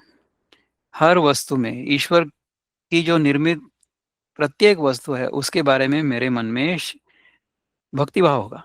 तो हमारे यहाँ बरगद के पेड़ के नीचे पूजा हो रही है, तो किसी पत्थर की पूजा हो रही है, तो किसी नदी की पूजा हो रही है, सूर्य की पूजा हो रही है सुबह उठते. ईशावास्यमिदं सर्वम, ये है हमारा दृष्टिकोण जगत की ओर देखने का. ये है सनातन दृष्टिकोण, और ये सत्य है क्योंकि इस जगत को मैंने पैदा नहीं किया है. I have not created it, so this has been created by somebody else. My rishi tells me that it has been created by the divine and it is pervaded by the divine. कैसे? जिस प्रकार से वो मकड़ी होती है ना, वो अपना जाल अपने अंदर से निकालती है और अपने मन में अपने ही इसमें समेट लेती है. पूर्ण नाभि कहते हैं उसको, पूर्ण नाभि. संस्कृत में जो शब्द है उसको कहते हैं पूर्ण नाभि. वो पूर्ण नाभि के जैसा अपने ही पेट में से वो सब कुछ निकालता है और अपने में ही समा लेता है. तो इस प्रकार से ईश्वर जो है ये सब कुछ इस प्रकार से निर्माण करता है, उसको संभालता भी है और अपने आप में विलीन भी कर लेता है. तो जो ये पैदा करता है उसको हमने नाम दे दिया ब्रह्मा जी, जो उसको सस्टेन करता है उसको हमने नाम दे दिया विष्णु, और जो उसको पूरा निगल लेता है उसको हमने कहा शिव. ऐसा है. तो ये तीन जो तत्व हैं, ये तीन तत्व हम में कैसे हैं इसकी कथा अभी सुनो. क्योंकि अब हमने महाशिवरात्रि का त्योहार किया था 2-3 दिन पहले, उपवास वगैरह किया होगा तो बहुत अच्छी बात है, नहीं किया होगा फिर भी चलेगा. तो अभी तक हम लोग स्पेस की बात कर रहे थे, अभी तक हम लोग इन वस्तुओं की बात कर रहे थे, जगत की बात कर रहे थे. अभी इसके आगे की बात करते हैं, इसके आगे की बात करते हैं. ऐसा है कि अभी हमने 1 घंटे तक ये कथा की है. कैसे पता चला? मैंने घड़ी में देखा इसलिए. हाँ, और अनुभव में तो 1 ही 2 मिनट बीते हैं, मतलब मेरे अनुभव में. मुझे बताओ कि ये अभी जो 1 घंटा बीता है, अभी इस क्षण कहाँ है? क्या? गॉन. कौन? It is only a memory in my mind. संस्कार यदि होगा. मेरे मन में इस बीते 1 घंटे की स्मृति नहीं होती तो 1 घंटा बीता है ऐसा मुझे पता ही नहीं चलता. मुझे तो ऐसा लग रहा है कि 2-3 मिनट हो गए हैं, लेकिन घड़ी में देखता हूँ तो अरे 1 घंटा हो गया. हम्म. क्योंकि हमें जब आनंद आ रहा होता है ना, when we are really time happy pass doing नहीं. समथिंग, तो समय जैसे कटता है हमें समझ ही नहीं आता. तो इसलिए हम जब सोते हैं ना रात को, तो उठने के बाद ये नहीं बता सकते कि हम कितनी देर तक सोए थे. Unless we look at the watch, you can not tell. क्यों? क्योंकि उसमें स्मृति नहीं है कोई. इसका अर्थ क्या है कि यदि मेरे मन में स्मृति नहीं होगी तो मुझे समय का आभास नहीं होगा. So I will not experience time unless there is a memory. समझ में आ रहा है? हम्म. तो जैसे इस 1 घंटे की स्मृति मेरे मन में अभी है, इसको हम मेमोरी 1 बोलेंगे. ठीक है? अच्छा, हमने यदि कल रात सपना देखा होगा, ठीक है, मुझे अभी याद नहीं है, लेकिन याद अगर होता है So if I remember my dream I had last night, what is that? Another memory. Even that doesn't exist right now. Now you tell me, you are doing a PhD. What is the difference between memory 1 and memory 2 right now? Both are एक memories. एक logically हमको feel होता है कि because उसके पीछे बहुत सारे लॉजिक्स हैं, we can connect the dots, तो वो ज्यादा रियल फील होती है। हाँ, और जो स्वप्न वाली मेमोरी है, बिकॉज उसमें हम कनेक्ट नहीं कर सकते डॉट्स, कुछ ऐसी चीजें होती हैं जो फिजिकली पॉसिबल नहीं है, तो उसमें लगता है कि वो रियल नहीं होगी। पर जब स्वप्न चल रहा होता है तब तो वो सत्य लगता हाँ, तब तो एकदम रियल फील होती है, उस है टाइम तो ना? आप नहीं बता सकते। हाँ, तो फिर अगर सपने में हम उड़ रहे हैं तो उड़ छत्तीसगढ़ में रहे हैं। हैं, ओ मंडला वाले कान्हा किसली में चले गए, हाँ, और वहाँ पे हमने शेर देख लिया, फिर रात को अपने को सपने में वही शेर दिखाई देता है। राइट। और फिर वो मैंने जब लास्ट थिएटर में जाके एक मूवी देखी थी ना बहुत साल पहले, उसका नाम था जुरासिक वर्ल्ड। अच्छा। तो वो जुरासिक वर्ल्ड देखने के बाद जब घर आए और सोए तो रात भर मेरे मन में वो डायनासोर चल रहे थे। हाँ, होता था पहले, बहुत ज्यादा होता होता है था। ना? हाँ, नहीं, ये तो मैं this I when I was an adult, अभी ये तो 10-15 साल हाँ, के पहले की बात है ना। हाँ, हाँ, तो I was already an adult, right? Right. तो जब स्वप्न चल रहा होता है तो वो स्वप्न सत्य लगता है, किंतु ईश्वर की कृपा से उस स्वप्न से हम जाग जाते हैं और जागने के बाद पता चलता है कि वो स्वप्न था। फिर भी उसमें यदि हमारे पीछे शेर लगा होगा तो हमारी जो हार्ट बीट्स है वो बढ़ जाती हैं और हमें पसीना छूटता है। इफ फिजिकली, यू आर हाँ। Lucky, if you are unlucky then something else might also happen. Yes. तो ऐसा है कि जब तक वो स्वप्न चल रहा होता है तब तक तो वो स्वप्न सत्य लगता है। यस। वो सत्य नहीं है ये कब पता चला? जब सुबह उठे। जब उसमें से हम जागे तब, हाँ। है ना? तो इसी प्रकार से जागृत अवस्था सत्य लग रही है, किंतु ये स्वप्नवत है। ये कैसे पता चलेगा? यदि इसमें से जागोगे तब पता चलेगा। तो इसमें से जब जागोगे, इसमें से कैसे जागोगे? इसमें से केवल विचार करने से जाग सकते हो। विचार करने से जाग सकते हो। तो विचार क्या किया हमने कि जागृत अवस्था भी जो है ना, वो अभी सत्य लग रही है कि किंतु वो स्वप्नवत ही है, क्योंकि वो एग्जिस्ट नहीं करती ना, इन द सेंस कि देखो अभी हमारा जो अनुभव है ना वो केवल हम वर्तमान का अनुभव कर सकते हैं। Right. You can only experience the present. But what is the present? The present is the interface between the past and the future. Right. समझ आ रहा है? Yes. So as soon as a word comes out of my mouth it becomes history. Right. मेरे मुंह से जो शब्द निकलेगा, जिस क्षण वो निकलता है उसके दूसरे क्षण वो इतिहास बन जाता है।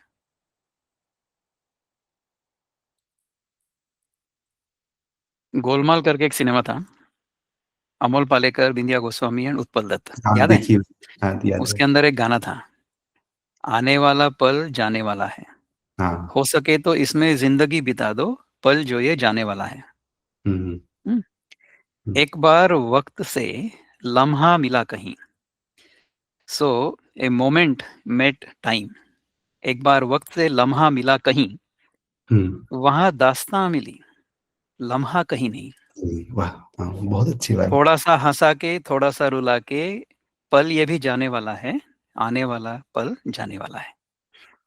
सो we can live only in the present moment, but that present moment actually doesn't exist because the interface between the future and the past is a line or a plane or a point which has no dimensions. But that is where समझ we में आ रहा है कि exist. It is the interface, हाँ। Interface between the past and the future. Yes, इसका but जो that is where interface है that is the present moment, that present moment you cannot catch because it doesn't exist. But that is but where we exist. हाँ। but you don't have any choice but to exist in the present moment. So your existence is at the same time zero and infinite. So in this zero, infinity exists. So how do you reconcile infinity and zero at the same time? That is what your consciousness is. In this consciousness, there arises a sense of separateness, a sense of separate experiencer, a sense of अनुभव करता, a sense of Sakshi, a sense of drashta, who is experiencing this world as the drishya. Okay? यदि इसको पकड़ लोगे ना, if you catch this, सारे दुखों से परे हो जाओगे. You will never be unhappy ever in your life. भगवान भी आ जाएगा ना दुखी करने को तो नहीं कर सकता. ऐसा है. दूसरा ऐसा है, ये अनुभव हमें कैसे होता है मैं बताता हूँ. See, I'll tell you now the theory of relativity. Imagine you have gone to the Pune station और वहां से अपने को जाना है रायपुर. तो हम गाड़ी में बैठते हैं, अपने को छोड़ने के लिए हमारी फैमिली आती है, राइट. तो जब तक गाड़ी नहीं छूटेगी तब तक तो हमारे साथ बैठते हैं, गप मारते हैं, और जब गाड़ी छूटेगी तो उसके पहले 2 मिनट वो नीचे उतर जाएंगे, फिर हमारी गाड़ी चली जाएगी, हम उनको बाय बाय कर देंगे. ये है सीन. हमारे जीवन में आया ना सीन पहले. अच्छा, उसमें क्या होता है, बैठे बैठे हम गप कर रहे हैं तो बाजू वाले प्लेटफॉर्म में जो एक गाड़ी खड़ी होती है वो हिलती है और अपने को ऐसा लगता है कि अपनी गाड़ी हिल रही है, तो हम इनको बता दें, अरे जल्दी जल्दी उतरो, अपनी गाड़ी हिल रही है. पर वो तो हमसे सयाने होते हैं ना, तो कहते कि तू मूर्ख है, अपनी गाड़ी वही है, वो गाड़ी हिल रही है, इसलिए तेरे को ऐसा लग रहा है कि ये गाड़ी हिल रही है, क्योंकि वो लोग प्लेटफॉर्म की ओर देख रहे होते हैं. तो फिर वो बोलते वो प्लेटफॉर्म की ओर देख. तो मैं जब प्लेटफॉर्म की ओर देखता हूँ तब मुझे पता चलता है कि मैं तो वही हूँ, ये गाड़ी हिल रही है. तो जब तक मेरा ध्यान उस हिलने वाली गाड़ी पे होगा तब तक मुझे ऐसा लगता रहेगा कि ये गाड़ी हिल रही है. बराबर है. ये Right. आ गया समझ में. हाँ, पर्सपेक्टिव. हमारा यदि ध्यान जगत पे होगा तो जगत हिल रहा है मेरे अनुभव में, किंतु मुझे ऐसा लग रहा है कि मैं पहले बच्चा था, फिर मैं टीनेजर हो गया, फिर मैं एडल्ट हो गया, अभी मैं दादा से बात कर रहा हूँ. हाँ. तो मैं समय में आगे आया ऐसा मुझे लगता है, किंतु सत्य यह है कि समय मेरे अनुभव में पीछे गया है. तो मेरा जो अपना होना है, मेरा अपने होने को जानना है. So my awareness of my own being, my awareness of my own existence, that is the only thing I have always experienced. Right. And that has So never changed. हाँ, that has never changed. You're right. That has never changed. That has मैं never बचपन changed. में जैसे नींद से उठता था तब मुझे मेरे अपने होने के बारे में जो लगता था वही अभी भी लगता है. My own awareness of my own being never changes. That is my platform. If I am established on that platform, वही आनंद स्वरूप है. तो मेरा होना है सत्य, मेरे होने को मैंने जानना है चित्त, और इसका हमेशा रहना है आनंद. So if I realize my own existence as aware, then I will always be in bliss. तो ये है सच, चित और आनंद, और ये है अनंत. सत्यम ज्ञानम अनंतम ब्रह्म. ओके. ये कहता है, आई थिंक मांडुक्य उपनिषद है या तैत्तिरीय उपनिषद है, सॉरी. तो ये यदि मुझे समझ आता है कि मेरा जो अस्तित्व है वो ज्ञान स्वरूप है और वो आनंद स्वरूप है, और जगत का जो स्वरूप है वो मेरे मन का प्रतिबिंब है. ठीक है ना. तो जगत से जागृतावस्था में मैं केवल उन्हीं वस्तुओं को लूंगा या उन्हीं वस्तुओं का उपयोग करूंगा जिनकी मुझे आवश्यकता है. मैं किसी भी वस्तु का उपभोग नहीं करूंगा क्योंकि वो मेरी नहीं है. उपयोग हमने अपनी आवश्यकताओं के अनुसार करना चाहिए, ये प्रकृति का नियम है. अब मुझे भूख लग रही है तो मुझे भोजन करना पड़ेगा, ये तो प्रकृति ने तैयार किया ना, उसको मैं क्या कर सकता हूँ. जब तक मुझे भोजन लगेगा, जब तक मुझे भूख लगेगी तब तक मुझे भोजन की व्यवस्था करनी पड़ेगी. पर ऐसा है कि मेरी जो भोजन की व्यवस्था है उसको करते हुए किसी और के भोजन की व्यवस्था में बाधा नहीं आनी चाहिए. इसको कहते हैं धर्म. So my pursuit of obtaining those things I need should not interfere with the pursuit of somebody else who is also wanting to fulfill their needs. इस प्रकार के सामाजिक व्यवहार को धर्म कहा गया है। और ये धर्म जो है ना, ये प्रकृति के नियमों पर आधारित है और ये सनातन है। ये पहले भी वैसा ही था, आज भी वैसा ही है और कल भी वैसा ही रहेगा। सनातन का अर्थ है इटर्नल, इटर्नल का अर्थ है beyond time. I just explain to you that time exists in our awareness, in our mind. Time doesn't have independent existence.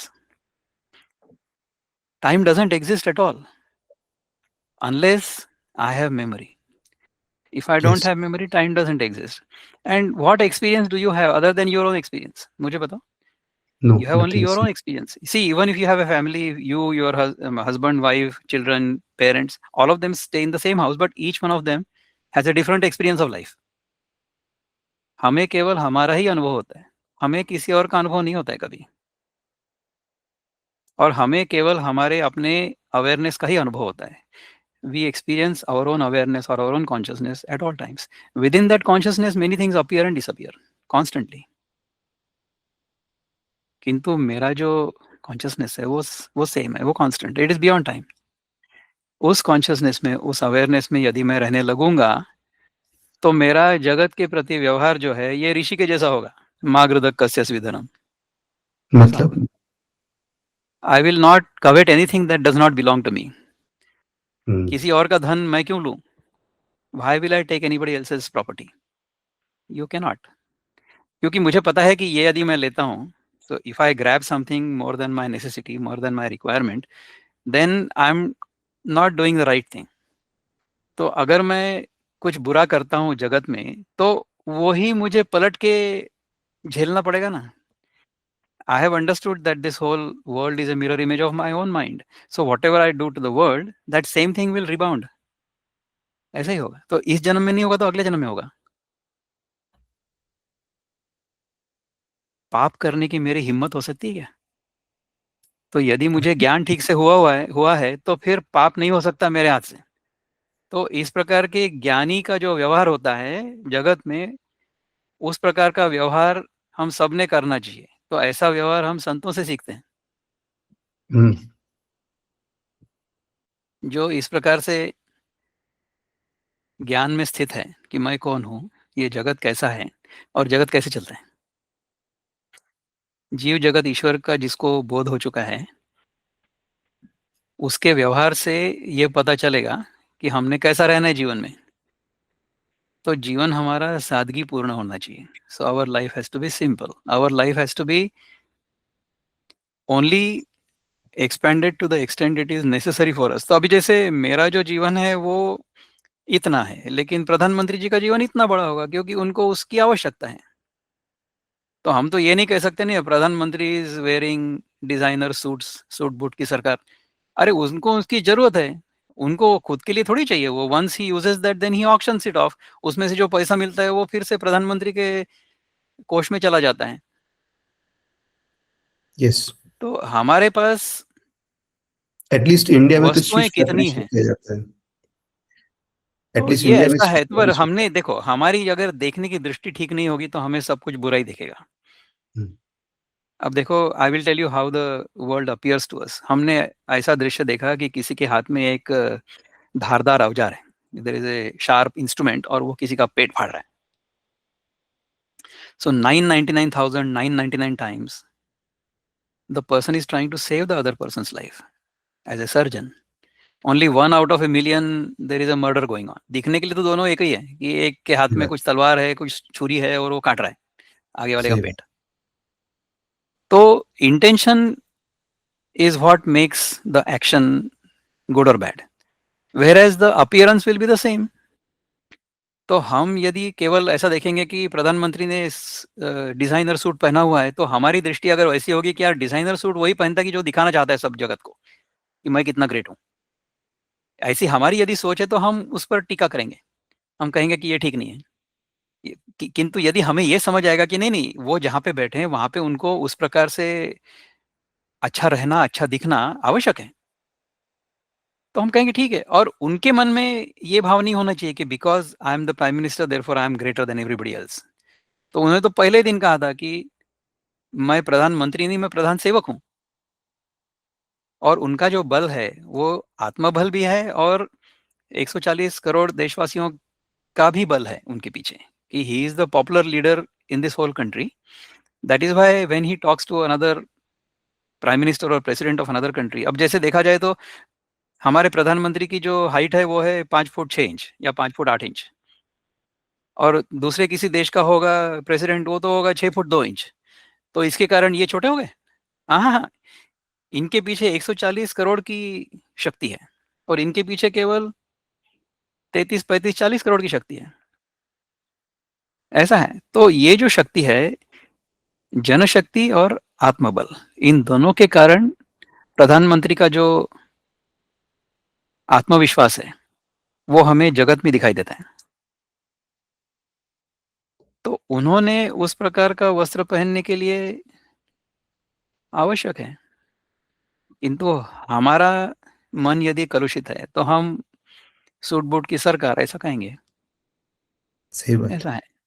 तो जगत जैसा है वैसा हमको नहीं दिखता है, जगत हमको हम जैसे वैसा दिखता है। ये हमारी समस्या है। तो यदि हमें जगत को ठीक करना होगा तो पहले अपने आप को ठीक करना पड़ेगा। अभी उसका एक छोटा सा एक और उदाहरण मैं देता हूँ, फिर मैं then I will let you ask questions. I have done a PhD in environmental engineering. तो हमारा प्रोफेशनल काम क्या होता है कि जगत में जाकर साफ सफाई करो। You control air pollution, you control water pollution, you control land pollution वगैरह वगैरह। तो इसका मैं हमारे जीवन में जो अनुभव है वो बताता हूँ कि हमने हमारा घर साफ करना है तो हम क्या करेंगे, बाजार में जाएंगे और एक झाड़ू लेके आएंगे। अभी इसको घर को साफ करने का है ना। मुझे बताओ कि जो हमने झाड़ू लाया है वो यदि साफ नहीं होगा, वो गंदा होगा, तो क्या होगा कि उसकी सारी गंदगी हमारे घर में फैल जाएगी। सही बात है। तो if I am the environmental engineer wanting to change this world and clean up this world, should I not be clean myself first? Absolutely. जब मैंने ये समझा और आत्मशुद्धि पर काम शुरू किया तो फिर पता चला कि शुद्धिकरण शुद्धि क्रिया जो है ना, शुद्धि करने की जो आवश्यकता है वो मुझ में ही है, बाहर है ही नहीं। एब्सोल्युटली। बहुत नहीं, अच्छी बात। की बात है ना। तो देखो ऐसा है कि my grandfather used to tell me कि Vikram, if you are good yourself, be good yourself. If you are good yourself, you can be assured that there is at least one scoundrel less in the world. हम्म।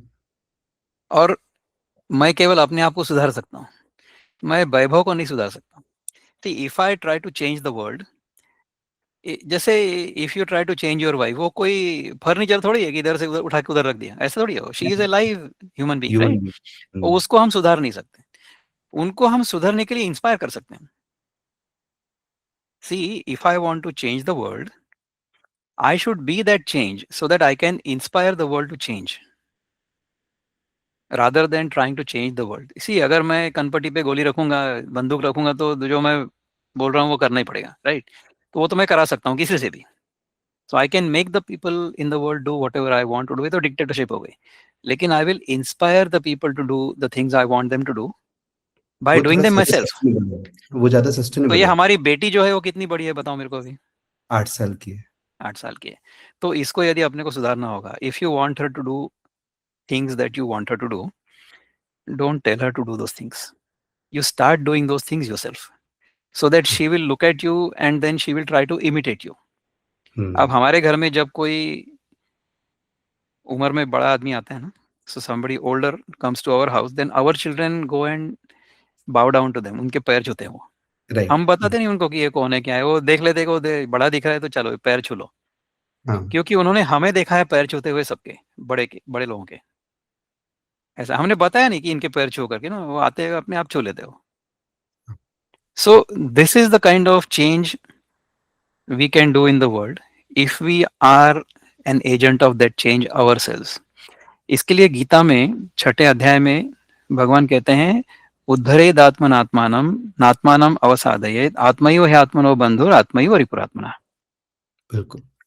कि हमारा जो उद्धार है वो हम ही कर सकते हैं और हमने वो करना चाहिए। हम अपने आप से गड्ढे में नहीं जाना चाहिए। हाँ, और हम ही हमारे बंधु हैं और हम ही हमारे दुश्मन हैं। सही बात है। तो यदि हम हमारे अपने ऊपर काम करेंगे तो हम भी ठीक रहेंगे और जगत भी ठीक रहेगा। So if I behave well in the world, if I do well, if I am doing the right things, if you are doing well, if you are doing the right things in the world, then we don't have to change the society. The society changes on its own. So what is society? Society is only an appearance in our own mind. Hmm, But there are rules of living in this society. उसको कहते हैं धर्मशास्त्र। तो धर्मशास्त्र में यही होता है कि यदि हमारे कर्म के कारण किसी और को उनका स्वधर्म पालन करने के लिए, कर्म करने के लिए बाधा पहुंचती है, तो हमने वो नहीं करना चाहिए। So we should try to do those things that we would like others to do, and we should not do those things which we would not want others to do.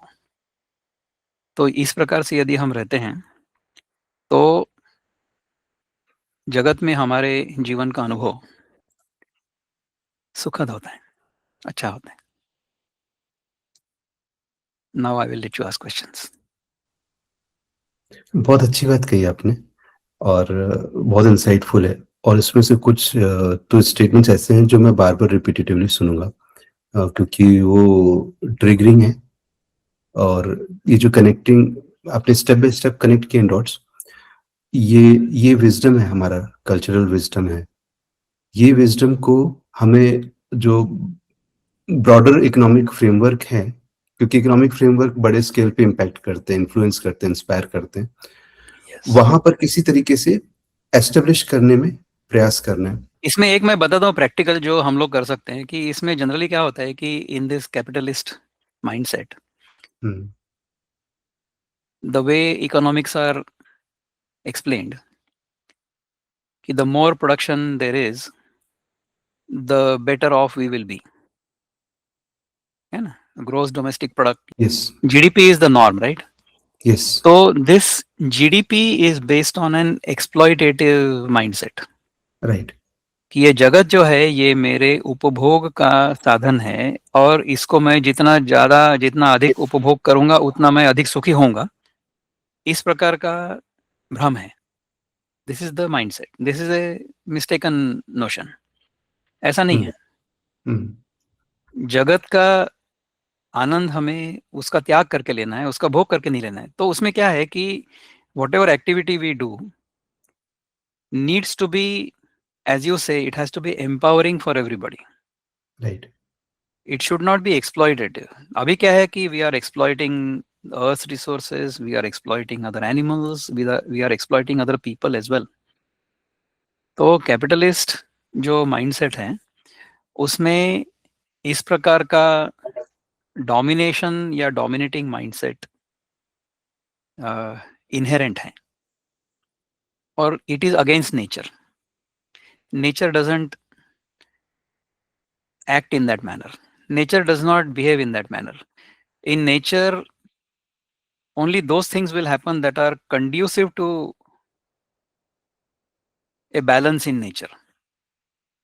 Yes, In nature, we will see there are no imperfections. Nature में सारा balance ही है, ठीक है ना? अच्छा, ecosystem की यदि हम बात करते हैं तो एक बायोडाइवर्सिटी करके एक कॉन्सेप्ट है, जिसमें in a certain ecosystem if there are diverse organisms then that ecosystem is healthy.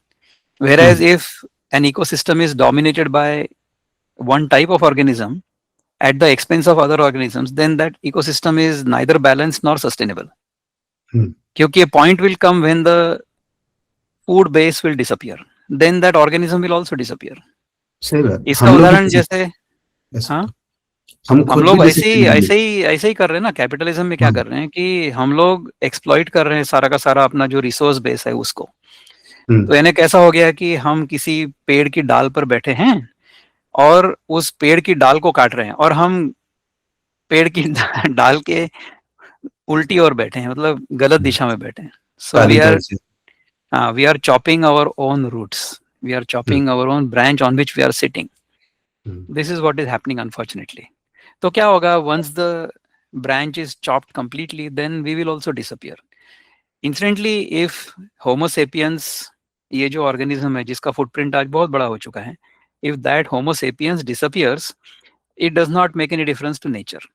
Nature will thrive like anything. So, for example, in the 80s, there was an explosion at a nuclear reactor in a place called Chernobyl.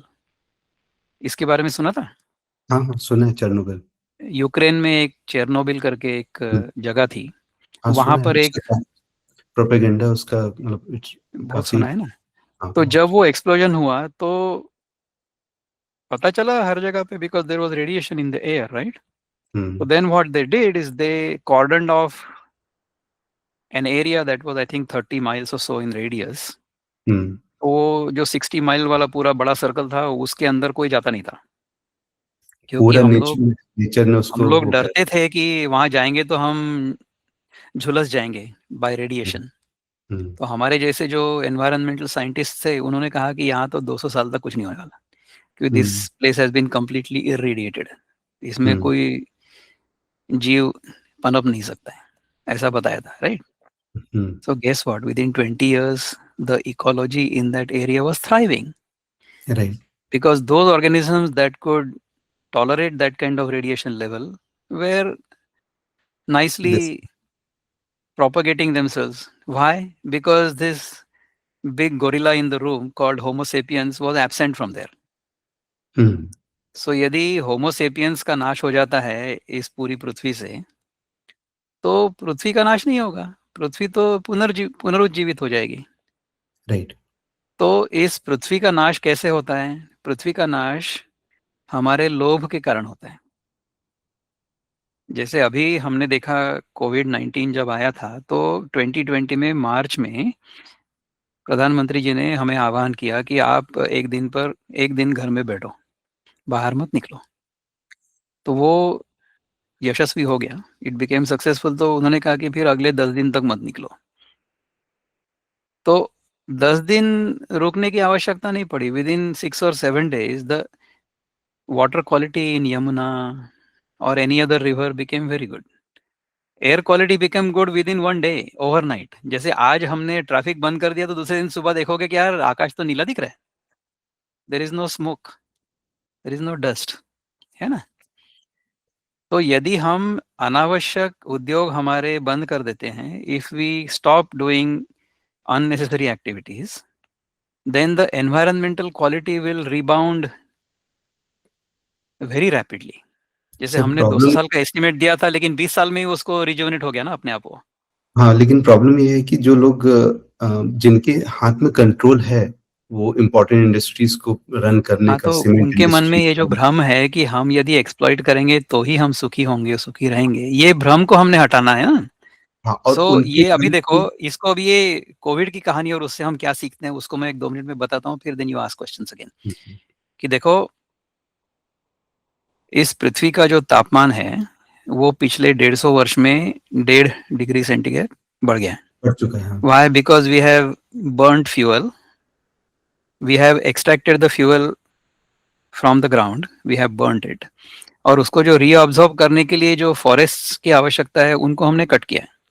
Right. So on the one hand we have mined reduced carbon, burnt it off, made it into carbon dioxide, and on the other hand जो carbon dioxide का sink है through photosynthesis, उसको हमने नष्ट किया है।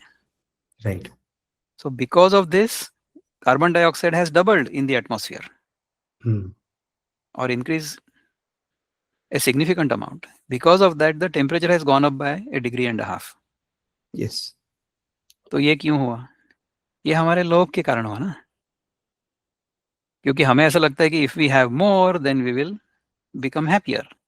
ऐसा नहीं होता है। तो ये जब एक ऐसे स्टेज तक पहुंच गया कि जब if you look at the whole world as an organism, the earth as a planet as an organism, तो उसको बुखार आ गया। अब वो बुखार को यदि कम करना हो तो कुछ दवाई लेनी पड़ेगी ना।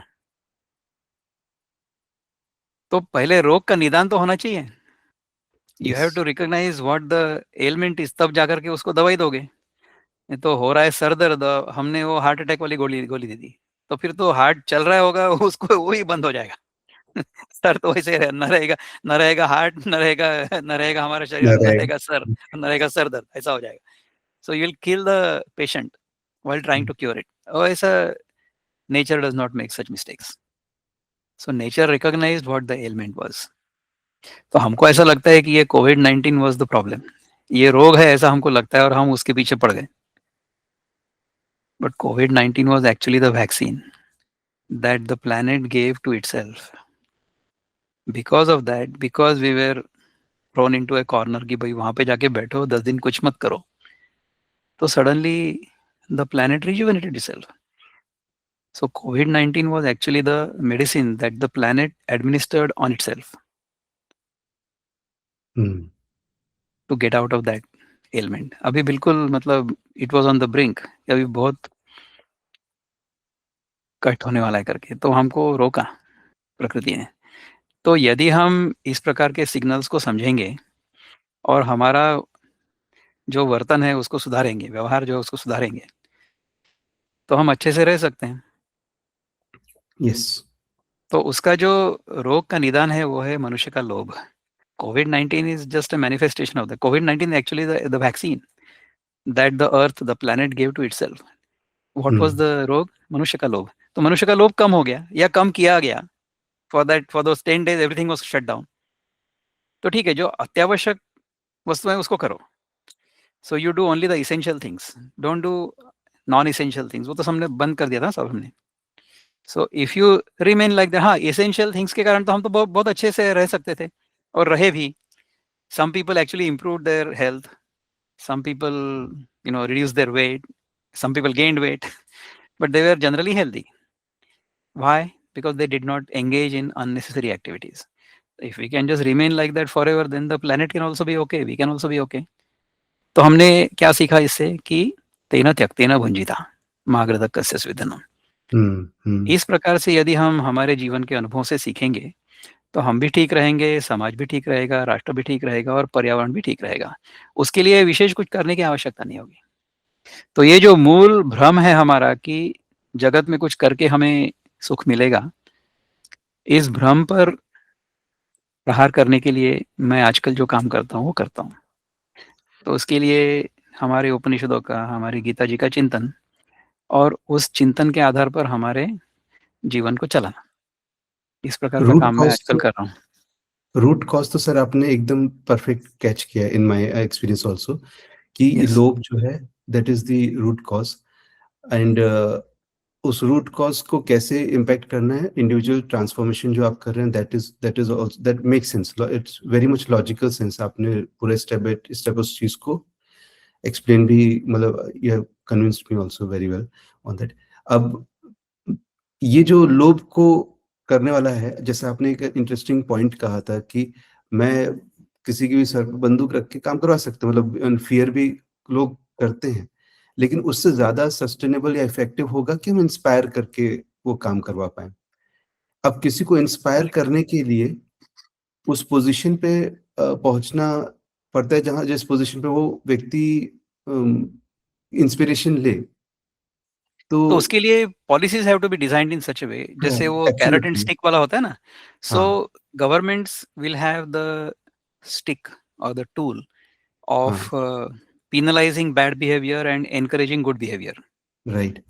तो गवर्नमेंट्स तो करती है, करना चाहिए कि जैसे if you want people to save, then you give them that ATG concession and all that, कि if you save this much, if you invest this much in whatever LIC, or then we'll give you some tax break. So we are incentivizing good behavior and we are penalizing bad behavior. इस प्रकार से यदि carrot and stick approach होता है governance में, not only the policy but also implementation of it. So if we can ensure that कि if you do something wrong, then the penalty will be severe. But if you do something good, not only will you be well, but also you will get some incentives. तो इस प्रकार से यदि policy हो तो उससे through governance we can achieve our environmental objectives, social objectives, security objectives, and economic activities as well, objectives as well. तो उसके ऊपर ध्यान दो, उसको सोचो. I hope it was useful for you. बहुत यूजफुल है सर.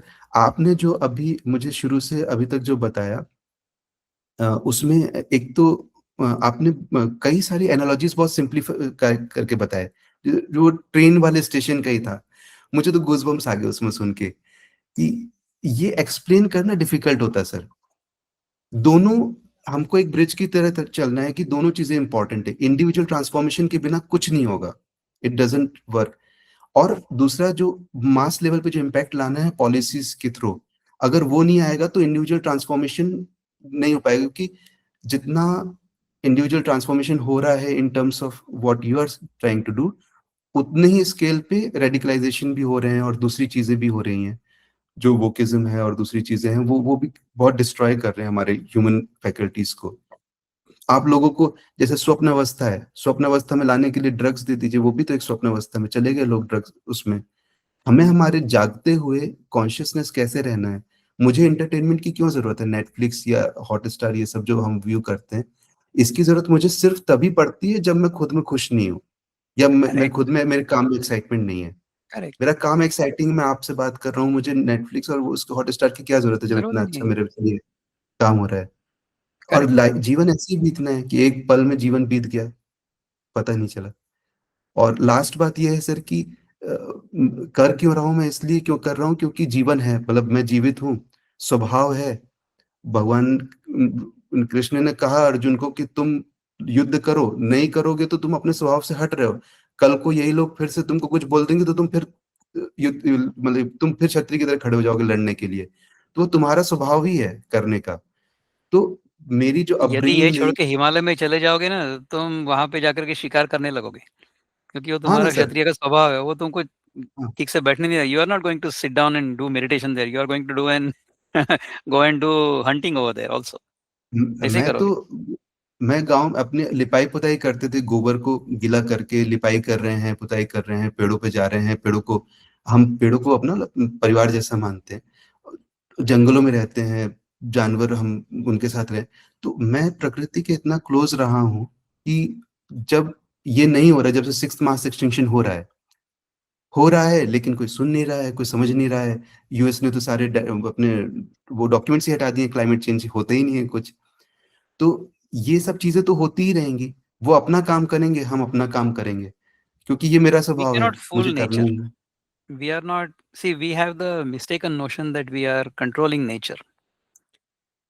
हमने ये सोचना है, हमने ये समझना है कि we are a part of nature, we are not hmm, apart from nature. तो हमें यदि जी, उस प्लेटफॉर्म का हमेशा बोध होगा, हम हमेशा यदि उसमें स्थित होंगे, तो फिर हम जो हमें करना चाहिए वो हमेशा करते रहेंगे। उसमें भगवान कहते हैं कि योगस्था कुरु कर्माणि संगम त्यक्त्वा धनंजय।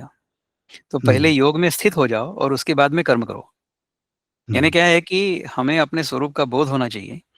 फिर क्या करेंगे हम, जो हमने भगवान से कहा था कि मैं अभी ये नहीं करने वाला हूँ, मैं अपने गुरु को कैसे मारूँ, मैं अपने पिताजी की चाचा जी को कैसे मारूंगा, ये तो मेरे पितामह हैं, मैं इनको नहीं मार सकता हूँ। तो भगवान ने गीता सुनाने के बाद में अर्जुन ने क्या किया, जो जो मैं बोलता था कि मैं नहीं करने वाला वो सब किया। हाँ। वही बात है ना तो सर, बाहर क्लैरिटी देखेंगे तो होनी उसका तो चाहिए, लिंक तो ही नहीं। क्लैरिटी होने के बाद वो करोगे। हुँ, हुँ, ऐसा है, तो क्लैरिटी पहले आनी चाहिए। जब क्लैरिटी होगी तो उसके बाद में जो करना होगा वो अपने आप होगा, अपने हाथों से। हम नहीं करेंगे, हुँ। भगवान कराएंगे हमसे। मुझे इस भगवान क्या कहते मीटिंग हैं में कि सर्वधर्मान परित्यज्य मामेकम शरणम व्रज। सब हाँ, धर्मों को त्याग करके मेरे शरण में आ जाओ। फिर क्या करोगे, हाँ, मैं तुमको चलाऊंगा। सो हाँ, हम यदि उसके हाथ का उपकरण बन जाएंगे, so if we become hmm, a tool in the hands of the divine, then the divine will get things done through us. How will yes, the divine get things done through us? Only if we are a capable tool, tool. तो हाँ, जैसे you are an reciprocal, engineer, तो हमको यदि किसी का screw tight करने का रहेगा, तो ऐसा हम हाँ, स्क्रू ड्राइवर लेंगे, तो स्क्रू ड्राइवर का जो हैंडल है और उसका जो डंडी है वो एक दूसरे से मिले हुए नहीं है। ये हैंडल को घुमाएंगे तो वो घूमता ही नहीं है। ऐसे स्क्रू ड्राइवर का क्या उपयोग है, वो तो फेंक देंगे उसको। सही सही बात है। कौन सा स्क्रू ड्राइवर लेंगे, जो स्क्रू ड्राइवर ठीक से काम कर रहा है उसी को लेंगे ना। और क्या? तो वी हाँ, are a screwdriver in the hands of the divine. तो यू शुड हाँ, become a better screwdriver, that's all you should become. बिल्कुल, बिल्कुल। इस पूरे मीटिंग में मेरा जो वन लाइन टेक अवे है, वो ये है कि अ, जो भी नया फ्रेमवर्क आएगा, because we are in this phase of this transformation where economy is model is we It can will be reset our based on economic Sanatan model. economics. It has to be. हाँ, Otherwise, it will not तो sustain.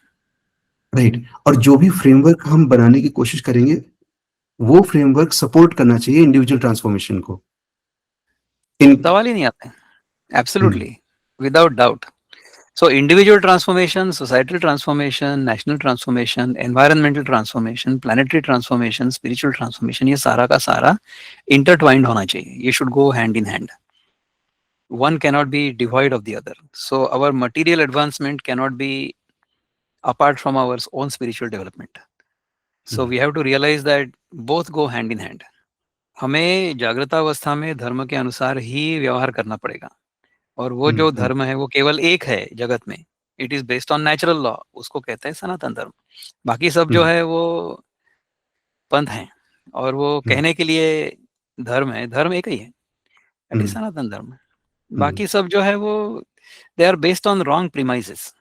So if आपको your fundamental basis is correct, then you will behave properly in this world. आपको If your आपको पता है fundamental premise is not correct, तो हमारा basis ही ठीक नहीं है. मैं जिस जमीन पर खड़ा हूँ वो जमीन यदि लूज है, I am standing on unstable foundation, I don't know when my foundation is going to slide away, तो फिर गिर जाएंगे ना हम लोग. सही ऐसा बात नहीं है। होना चाहिए. तो ये जो फाउंडेशन है, ये फंडामेंटल फाउंडेशन सनातन का ही है सिर्फ, और वो जो हमारा फाउंडेशन है वो प्लेटफॉर्म है. उसके ऊपर खड़े रह के यदि करोगे काम, तो फिर जो काम करोगे वो अच्छा होगा. गीता का अभी हम अध्ययन कर रहे हैं, अभी हमारे 9 अध्याय हुए हैं. कल ही हमारा जो चिंतन हुआ था वो इस पे था कि अनन्यास चिंतयन्तो माम ये जनाः पर्युपासते तेषां नित्याभियुक्तानां योगं क्षेमं वहाम्यहम्. तो यदि अनन्य भाव से हम भगवान की भक्ति करेंगे तो हमारा योग क्षेम भगवान चलाएंगे, ऐसा उसका शब्दार्थ है. किंतु उसका जो गर्भितार्थ है वो ये है कि हम यदि हमारे स्वरूप के बोध में अनन्य भाव से हमेशा रहेंगे तो हमारा योग और क्षेम हमेशा अच्छा ही चलेगा. सो योगस्थः कुरु कर्माणि संगम त्यक्त्वा धनंजय. तो इस प्रकार से हम इस प्रकार के योग में स्थित होकर यदि जगत में कार्य करेंगे तो अच्छा ही कार्य होगा. उससे हमारी भी उन्नति होगी और समाज की भी उन्नति होगी. इस प्रकार से हमें रहने का प्रयत्न करना है. तो YouTube conversation I had with my American sister, एक जिनको मैं बहन मानता हूँ, उनके साथ मेरा एक बहुत अच्छा कॉन्वर्सेशन है. उसको कहते हैं सर्च फॉर ट्रूथ. अच्छा. तो since she happens to be from American background and Christian background, तो उनको मैंने उनके भाषा में, उनके शब्दों में मैंने हमारा जो वेदांत है वो समझाने का प्रयत्न किया, without ever using the word God, Sanatan, Vedanta, yoga, कुछ भी नहीं. ओनली फंडामेंटल ट्रूथ, जो हमने अभी कुछ चीजों पर बात की ना, उसी प्रकार से हम लोग सनातन पे बात कर रहे हैं क्योंकि we have that background. So I am trying to explain to you, or I explain to you certain things based on your background, whereas I explain to her similar concepts in her language without ever uttering the word God or divine or whatever. और हम लोग ये चीज कर सकते हैं क्योंकि हम हमारे कल्चर में रिलीजन और साइंस दोनों साथ साथ चलते हैं. हमारे यहाँ रिलीजन करके कुछ है ही नहीं, हमारे यहाँ धर्म है केवल. रिलीजन और धर्म ये दो अलग अलग कॉन्सेप्ट्स हैं. Religion and dharma are two different things. So our dharma pervades everything. Dharma pervades our social life, our family life, our individual life, as well as the planet. So dharma holds everything together. तो धर्म रक्षति रक्षिता. धर्म जो है वो धारण करता है, जो धारण करता है वो धर्म है ना. सो जिस शक्ति ने ये सब धारण किया हुआ है वो जीवन के हर क्षेत्र में उसी तरह से व्याप्त होना चाहिए, और वो है, जो हम समझते नहीं हैं. See, all we have to do, if we understand natural law and if we live our life according to natural law, that is called ईश्वर प्रणिधान, जो योग में आता है ना. क्या बात है. ईश्वर प्रणिधान जो है, ईश्वर के प्रति समर्पण. ये क्या है कि प्रकृति के नियमों को ठीक से समझना और उसके अनुसार अपने जीवन को चलाना। हम्म, So we have to design our life according to natural law. That is dharma. Right. So if we live our life according to natural law, then our experience of life is very good. कैसा होता है कि in nature there are waves, है ना, nature is cyclical. तो जैसे समझ लो कि ये समंदर पर लहरें हैं, तो जो सर्फिंग करता है ना बंदा, वो क्या करता है, he surfs on the high tide and then he rides the wave. तो उसको ये स्किल है कि उसको कैसा राइड करेंगे, है ना। तो उसको यदि मैं सीख लेता हूँ तो then my experience of life will be very good. If I don't understand how to ride the wave, then I will drown in that same ocean, right. तो हमारा जो ये जीवन का अनुभव है ना, इसको हमारे शास्त्र कहते हैं भव सागर। तो इस भव सागर पर हमने सर्फिंग की कला यदि सीख ली तो हमारा जीवन का अनुभव अच्छा रहेगा। और यदि हमने वो नहीं सीखा तो फिर हम उसमें डुबकियां खाएंगे। So that will not be good. दूसरा एक उदाहरण ऐसा है कि हम झूले पर बैठते हैं। झूले पर बैठना हम सबको अच्छा लगता है। तो झूले पर बैठकर अच्छा क्यों लगता है? क्योंकि हमारा शरीर और झूला they are in sync with each other. किंतु यदि हम जमीन पे खड़े हों और झूला तो झूल रहा है, तो आते और जाते हमें धक्का मारेगा, तो then our experience will not be good because we are not in sync with it. So if we are in sync with nature's cycles, then our experience of life is very good. तो ये कैसा चलता है, इसको हम यदि सीखेंगे, उसके अनुसार जीवन को चलाएंगे, तो हमें ये समझ आएगा कि इस चक्र के पीछे एक बुद्धि है और शक्ति है। So there is an intelligent power behind nature's cycles. Nature acts and nature behaves intelligently. ये जो साइंटिस्ट है ना, उसको पता चलता है। If you observe nature carefully enough, you will realize that nature behaves very intelligently. That intelligence which seemingly governs nature's cycles, we have termed it as ईश्वर। हमने उस शक्ति का नाम ईश्वर रखा है। ईश्वर को थोड़ी पता है कि वो ईश्वर है, हमको पता है वो ईश्वर है। क्या बात है, वेरी डीप। ये मुझे सुनना पड़ेगा फिर से। पुरुष सूक्त जो है ना, पुरुष सूक्त में ऋषि क्या कहता है पता है? क्या कहते हैं? चक्षु सूर्यो अजायत, चंद्रमा मनसो जाता है। क्या बात है। तो सूर्य जो है उसके कारण मेरी आंखें नहीं है, मेरी आंखों के कारण सूर्य है। Unless the sun is reflected in my eyes, there is no sun. So my eyes have to be more powerful than the sun. इस जगत का निर्माता मैं हूँ। मयि एव सकलम जातम, मयि सर्वम प्रतिष्ठितम, मयि सर्वम लयम याति, तद ब्रह्मा द्वयमस्म्यहम्। ऐसा कैवल्य उपनिषद कहता है। तो ऋषि क्या कह रहा है कि मुझसे ही सारा उत्पन्न होता है। मयि एव सकलम जातम, मुझसे ही सारा उत्पन्न होता है। मयि सर्वम प्रतिष्ठितम, मुझ में ही सारा प्रतिष्ठित है। मयि सर्वम लयम याति, सब मुझ में ही लय होता है। तत् ब्रह्म अद्वय अस्मि अहम, वो जो अद्वय ब्रह्म है वो मैं हूँ। क्या बात है, क्या बात है। और वो मैं क्या हूँ, यही जानना हमारे जीवन मोक्ष का जो है द्वार है। तो मैंने अपने आप को जो मैं नहीं हूँ वो मैं हूँ ऐसा समझ लिया है, उसको कहते हैं मोह। मोह का अर्थ है कि I have misunderstood myself to be who I am not. So I have misunderstood myself to be this body. I have misunderstood myself to be this little jiva who is doing things in the world, who is doing पाप and पुण्य। ये सब कर रहा है, ये मैं करने वाला हूँ, मैं करता हूँ। क्यों करता हूँ? क्योंकि मैं भोगता भी हूँ। जो मैं करने वाला हूँ उसका जो परिणाम निकलेगा उसका भोग मैं करूँगा, क्योंकि भोग करने के बाद मुझे सुख की प्राप्ति होगी, ऐसा मेरा भ्रम है।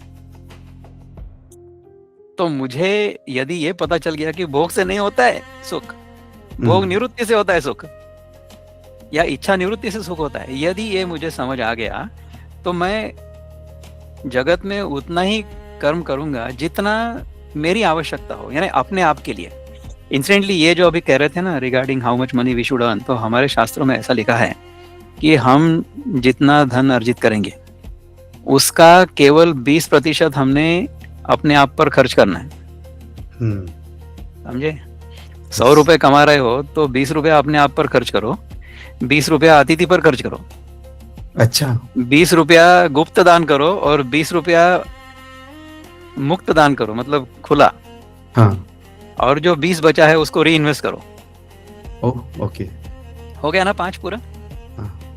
मैं तो So almost 20% for ourselves, 20% for the guests, 20% for open charity, which will be tax, 20% for गुप्त दान जो किसी को पता नहीं चलना चाहिए मैंने कहाँ पैसे दिए, and 20% for reinvestment in my own enterprise.